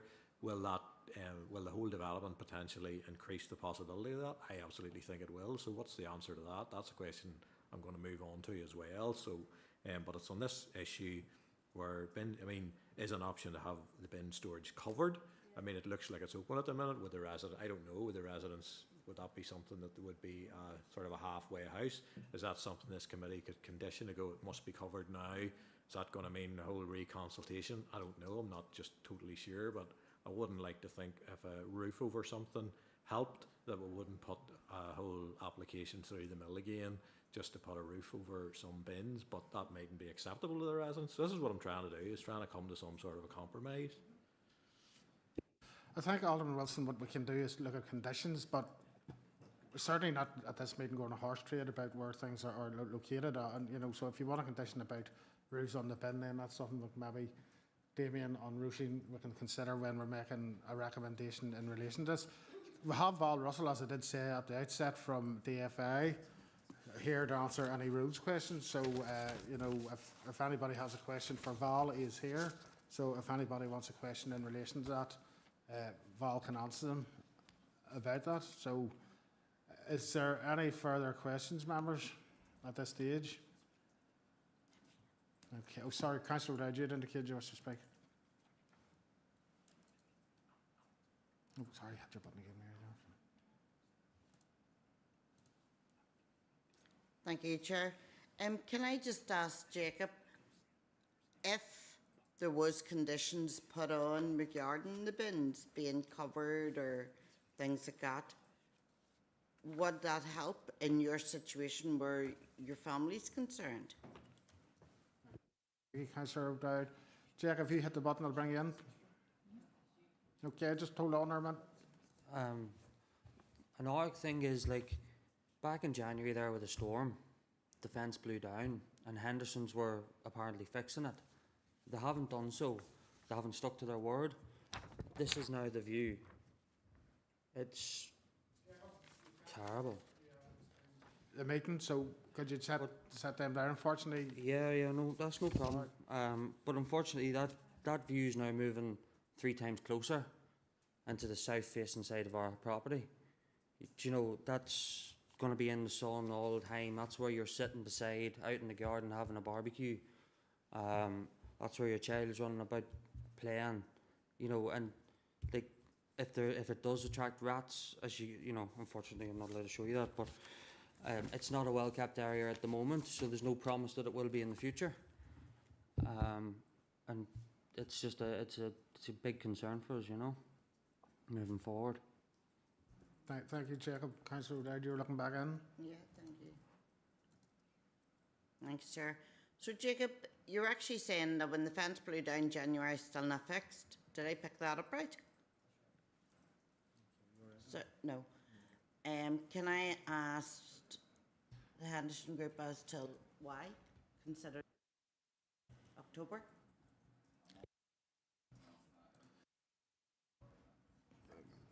Members, we need to really stick to planning matters here. I think we're drifting off into, you know, I think if I need to seek legal advice, I will go into committee to do that. Members, members, could we go into committee? Could we have a proposer and seconder? Councillor Flaherty, Councillor Mutria. Okay, members, we're going to seek some legal advice, so we'll have to ask everybody else to leave the room whilst we're seeking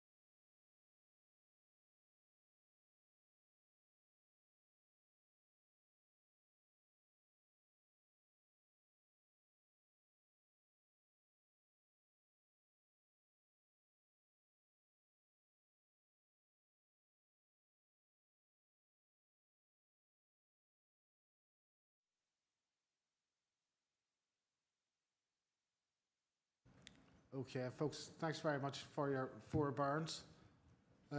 Alderman Wilson, you had a couple of questions. I will bring you in now for Val, isn't it? Yep.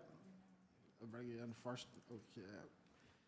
Yeah, thanks. And it's just around that issue of the parking generally on Mill Street for the existing development, and obviously it is not a stretch of the imagination to say that with the addition of petrol pumps there's going to be a greater influx of cars entering and access or entering and exiting the site. And I'm just wondering, and you will be aware, I'm quite sure, of the issues at the minute, particularly on Mill Street at the main entrance, and the cars parking on each side. I know going back maybe a decade or more, there's a good bit of lobbying went on, and bollards were placed outside the houses on Mill Street to assist with preventing particularly tractors and lorries from parking up on top of the curb, which were literally a foot away from residents' windows. We now, have the real prospect of, that continuing, on the other side of the road at a higher level, and also on the housing side of the road where the bollards don't exist. And I'm just wondering, in terms of your surveys and your input into this, how do you see, or what mitigation can be foreseen that will help reduce that, particularly coming out when you're trying to get out of the site and the cars are blocking your visibility on each side? Thank you, Alderman Wilson. Val, if you indicate, I'll bring you in.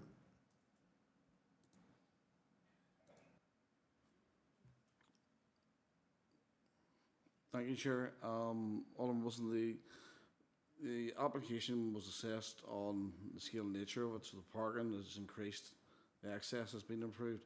The current situation on the street, on Mill Street, is an enforcement issue for the PSNI or the department if there was restrictions put down.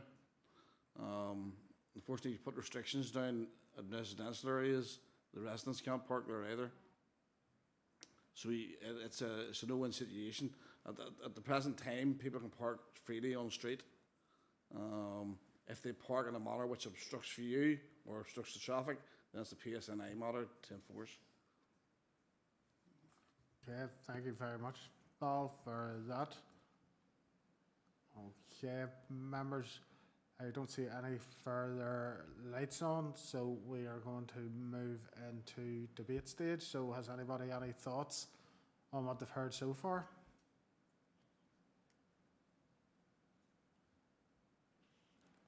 Okay, members, would have, okay, so wait a few minutes there, folks. Alderman Wilson, you're first. Go ahead.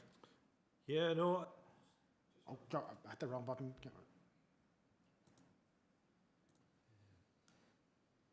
No, it's just, generally, you look at the site and it's not a sprawling area of ground. It's quite contained, and what's being proposed, whilst it's, planning officers are obviously signalling their contentment with it, it doesn't address the fact that there are, issues for residents and also issues for road users. And whilst, we've heard what our DFI representative has said, and I mean they're using their markers and their regulations to allow development to proceed. We understand that, but we as representatives and members of this committee will have to be sort of cognizant of what this means in real time for people living there and users of the site. So I think this discussion has been useful in terms of flagging those issues up, and I mean it's what this committee is designed to do. We don't just nod things through and pay no heed. This is part of the debate and part of the challenge of being in this committee is teasing these issues out. So I've whilst yes it's in a general sense of the word, it's investment in Tandragee, and that's really positive. There's still issues I think we need to address, and maybe bits of information that would be useful to know before I would be 100% content with this. But I mean, happy to hear other views as well. Thank you very much, Alderman Wilson. I'll bring in Councillor Flaherty.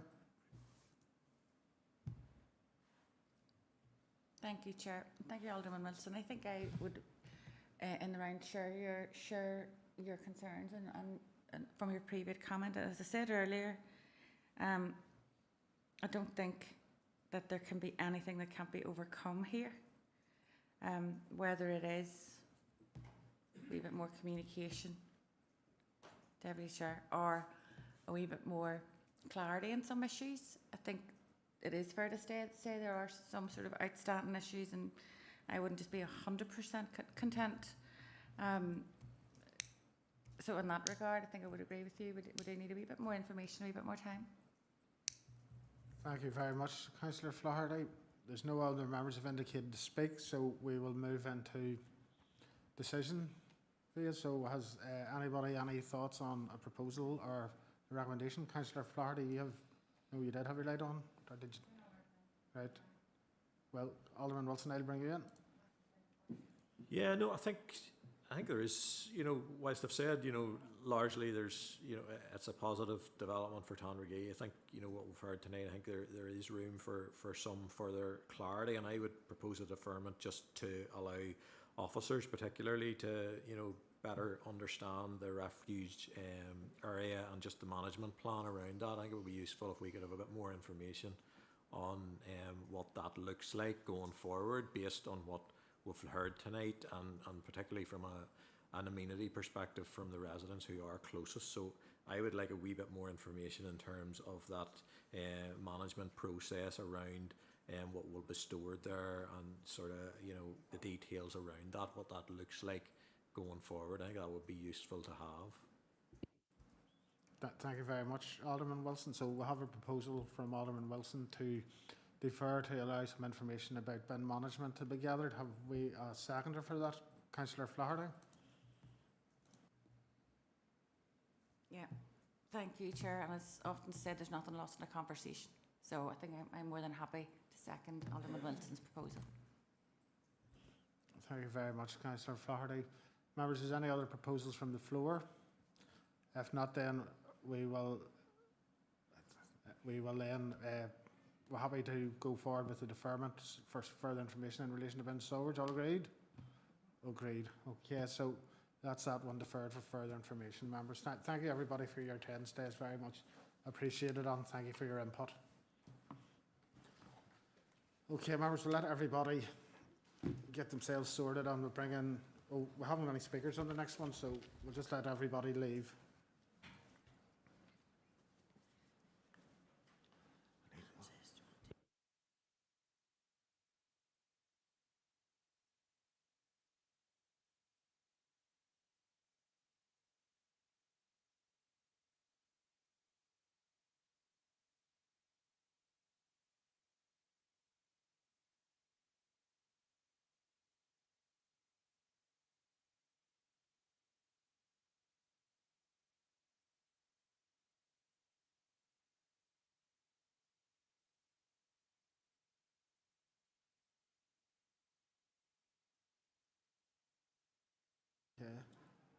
Okay, members, that was a very interesting debate. So we're going to move on to Appendix 4 and 5. It's Appendix 4 is application number LA08 2022-1431F. It's approval.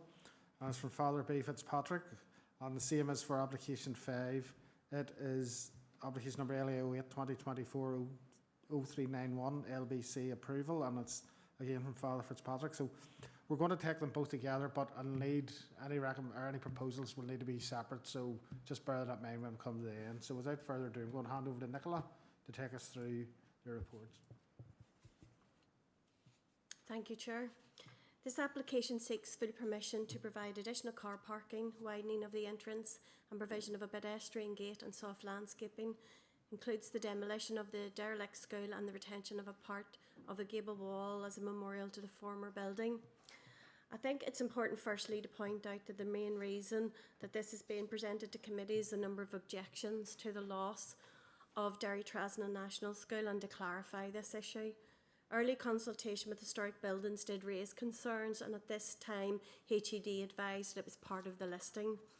Following discussions with the planning agent and a submission of a justification statement in 2024, HED reconsidered their position in November 2024, confirming the building is not listed and it doesn't form part of the listings for St Mary's Church.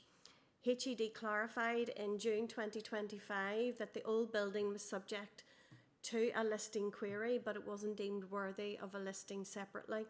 It's not subservient or ancillary to the church. It is a building in its own right. It's not a listed curtilage structure, and policy BH10 to demolish the listed building does not apply.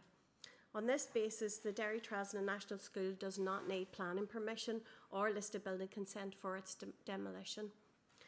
And on that basis, officers can only consider the proposal, which is to put in place items then following that demolition: the additional car parking, the amended access, and the memorial wall. As I said, there are 14 letters of objection to this proposal, and I just want to highlight as well that there was an objection received today.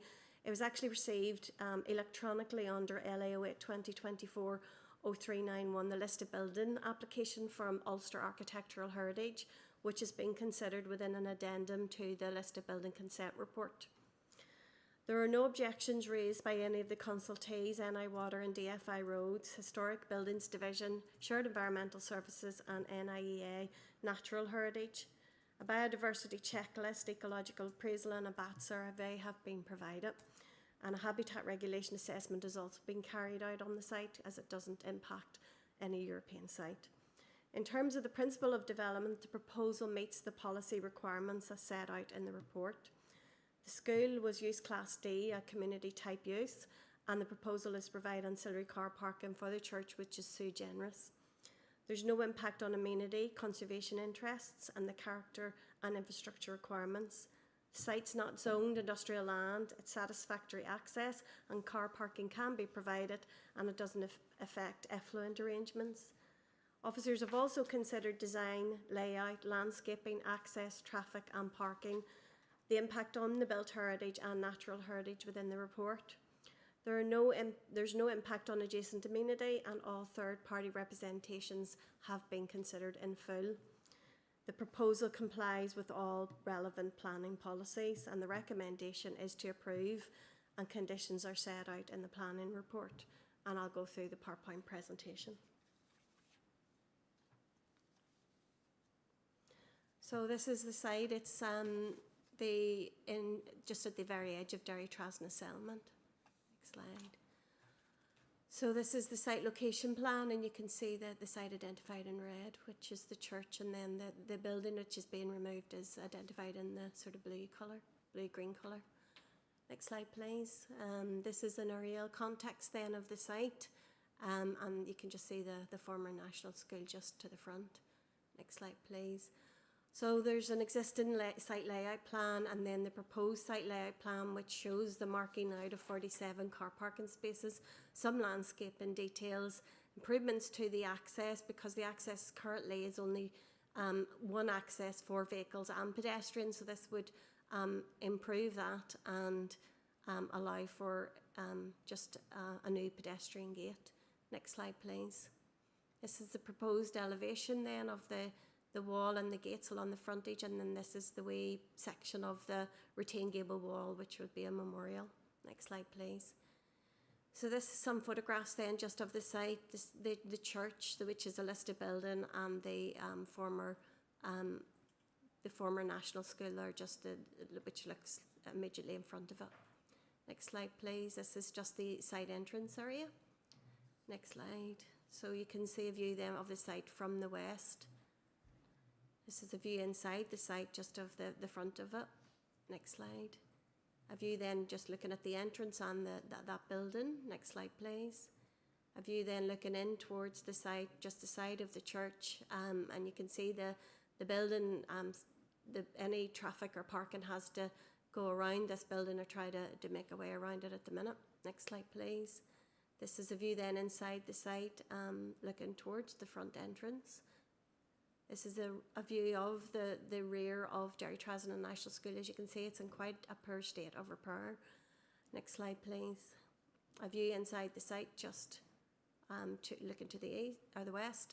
A view inside the site again, just between the National School and the church. Next slide, please. This is just a view of the roadside, looking west, and the next slide is a view looking east, just to give you an idea of the context. I think that completes my presentation. Nicola, thanks very much for that. And Nicola, just to clarify, I picked you up right there that in terms of the demolition, that could go ahead at any stage. We're not been asked to consent to the demolition. It's the works associated after demolition. Did I pick that up right? I'll just bring in Nicola just to clarify that for me, please. That's completely correct, Chair. Yes, they don't require permission to take that building away. What they do require permission for is what's going in after that building is removed. Nicola, I really appreciate clarifying that for me. So, okay, members, is there any other questions in relation to this? I think that clears up quite a bit. Has anybody any thoughts on it? No, I'll not labour that then, no. Okay, so we will move to decision for the first one, which is Appendix 4. Could I have a proposer and seconder, or somebody make a recommendation in relation to it?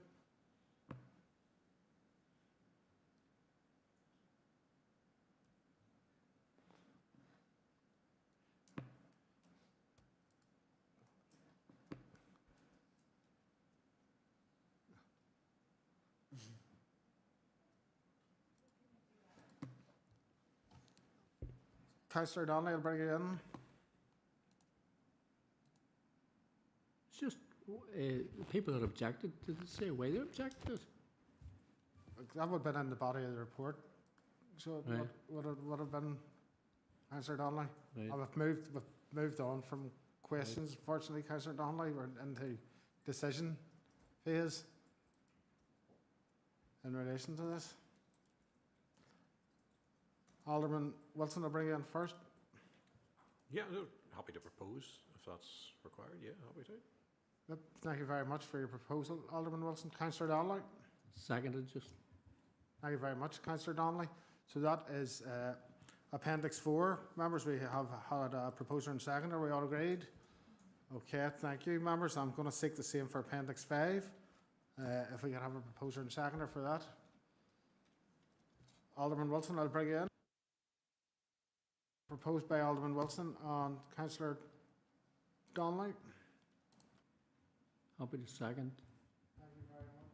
Thank you very much, Councillor Donnelly. That is proposed to accept the recommendation for Appendix 5. If we're all agreed, we will move on. Okay, members, that takes us through to Appendix 6, our final application of this evening. And that is application LAO 8 2024 0716F. It's approval. Stephen Black. Roisin is going to take us through it. Do you need it now, Alderman Wilson? I'll bring you in. Yeah, thank you. And it's just to declare an interest in this. I'd assisted the club with the long-term lease with council officials, and then also some suppose clarity and questions around the planning process. So just in the interest of declaring that, I'll just step out of the meeting for this part. Thank you. Thank you very much, Alderman Wilson. Alderman Candy, I'll bring you in as well. Sort of along the same lines, I had met with the club on Forsyth Consultant at the time, so I was able to set this one out too. Thank you very much, Councillor or Alderman Canady. Okay, so Roisin's going to take us through this, members, so I'll hand over to Roisin. Thank you, Chair. This application has been submitted on behalf of Market Hill Swifts Football Club, who utilise the existing football pitch, which is on land on which the council has an interest. The application site lies within the Settlement Development Limited Market Hill as designated in the Armagh area plan, but it's not zoned for any specific purpose. It's located to the rear of Market Hill Bowling Green and comprises an existing football pitch, access and car parking. To the south of the application site is a hard surface play area enclosed by fencing, a children's playgroup building and a bowling pavilion and outdoor natural grass bowling area. So the proposal is for the erection of 5.7 metre high ball stop metal fencing behind both goal posts, the erection of 3 metre high metal fencing around the wider perimeter of the pitch, the erection of 1.2 metre high fencing around the perimeter of the pitch behind which spectators can congregate, and replacing the existing natural grass with newly laid grass pitch. The football pitch is located adjacent to natural heritage features, namely a row of mature deciduous trees along the site's northwestern boundary and a watercourse to the west of the pitch. The application has been accompanied by a biodiversity checklist and preliminary ecological assessment, which details the methods that will be used to erect the fencing while ensuring the mature trees are being retained, and details regarding the protection of the watercourse. These are set out in more detail in the report. Given the findings of the ecologist, the details provided and the consultation responses with no objections from Shared Environmental Services, National Environment Division and Water Management Unit, officers are of the opinion the proposal meets the requirements of Policy NH2 and Policy NH5 of PPS2 subject to the conditions as proposed. Officers are satisfied the existing use of the site is not changing and that given the separation distances from surrounding residential development, the proposed fencing will not have an adverse impact on their amenity. The proposed development is intended to provide ancillary fencing, ball stop fences and grass pitch for an existing playing pitch, and this development in itself will not generate any additional traffic to the site. So on balance, officers will recommend that the application be approved subject to the conditions as set out. I'll just run you through PowerPoint. So obviously this is a site within the general area to the south of Market Hill. And you can see our application site outlined in red. The site is accessed off Bohan Road and the car parking area is to the bottom of the access there. And this is just an aerial view of the site in the wider area, and you can see Market Hill to the northeast. And a close-up aerial view of the site so you can see the existing pitch. And this is just showing where it is in Market Hill and an extract from the area plan, so you can see that it is within the settlement limit on white land. So this is a view of the site taken from the access at Bohan Road looking up towards the actual application site. And this is as you travel further up the access, and this is the pitch that exists there at the moment. And this is another view of the existing pitch, and we have Green Park Drive to the right of the picture there. You can just see the houses to the right. And this is a view of the pitch from Ashgrove, looking at the side of the pitch, and you can see the existing mature trees that are being retained. And again, this is another view from the Green Park Drive side of the pitch. And this is the detail, it's probably hard to see, but the dotted pink line around the outside is the 3 metre high fencing. The blue line around the pitch is the 1.2 metre high low level fencing, and the ball stop fences are to the rear of each of the goal posts.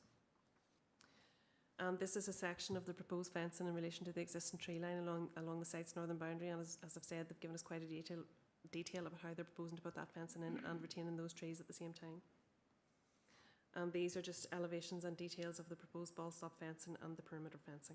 And that concludes the presentation. Thank you, members. Roisin, thank you very much for your comprehensive report and outlining what the actions have been taken to retain the trees in the area. It seems very good in regard to the biodiversity aspect of it. So, members, over to you for any questions in relation to this application. There is no questions. Is there any debate about it? It seems a very good scheme. You're all content with it. Alderman, or Councillor McTray, I'm sorry, putting some years on you there, so I'll bring you in. Yeah. Okay. Yes, thank you, Chair. No, just to place on record, this is a very, again, an ambitious project, and I think we should welcome an attempt to develop council-owned land, and I would very much be of the mindset of proposing that we approve this project. Thank you. Thank you very much, Councillor McTray, and I'll bring you in at the proposal stage then on that basis. Okay, Councillor Lavery next. Thank you, Chair. Yeah, I agree with yourself and Councillor Moutrell there. Seems like quite a good application, that they're keeping the mature trees and all. It'll be quite a scenic area and improvement to what's already there. A good facelift for that usage there and for that club and other users in Market Hill. So a very positive scheme there, Chair, and I think we're all leaning towards approval here. Thank you very much. Councillor Lavery, and so we'll move to proposal stage. So Councillor Moutrell, if you indicate, I'll bring you in. Yep. Thank you, Chair. Yes, I'm happy to propose that we approve the officer's recommendation for this application, and wish the club the very best in the years ahead, and I hope they can match that ambition. Thank you. Thank you very much. I'll bring in Councillor Lavery. Yeah, thank you, Chair. Yep, happy to second that. It's a good application, secure site, be able to be used by people of all ages there. So, yep, content to second that proposal.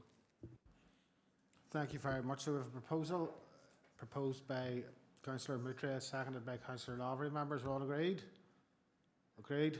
Members, thank you very much for your time this evening, with some good discussions and debate this evening with the applications that we had. Thank you to the officers and everybody involved in making sure this meeting went ahead. So I wish you a good evening and safe home. Okay, so we'll cut the feed.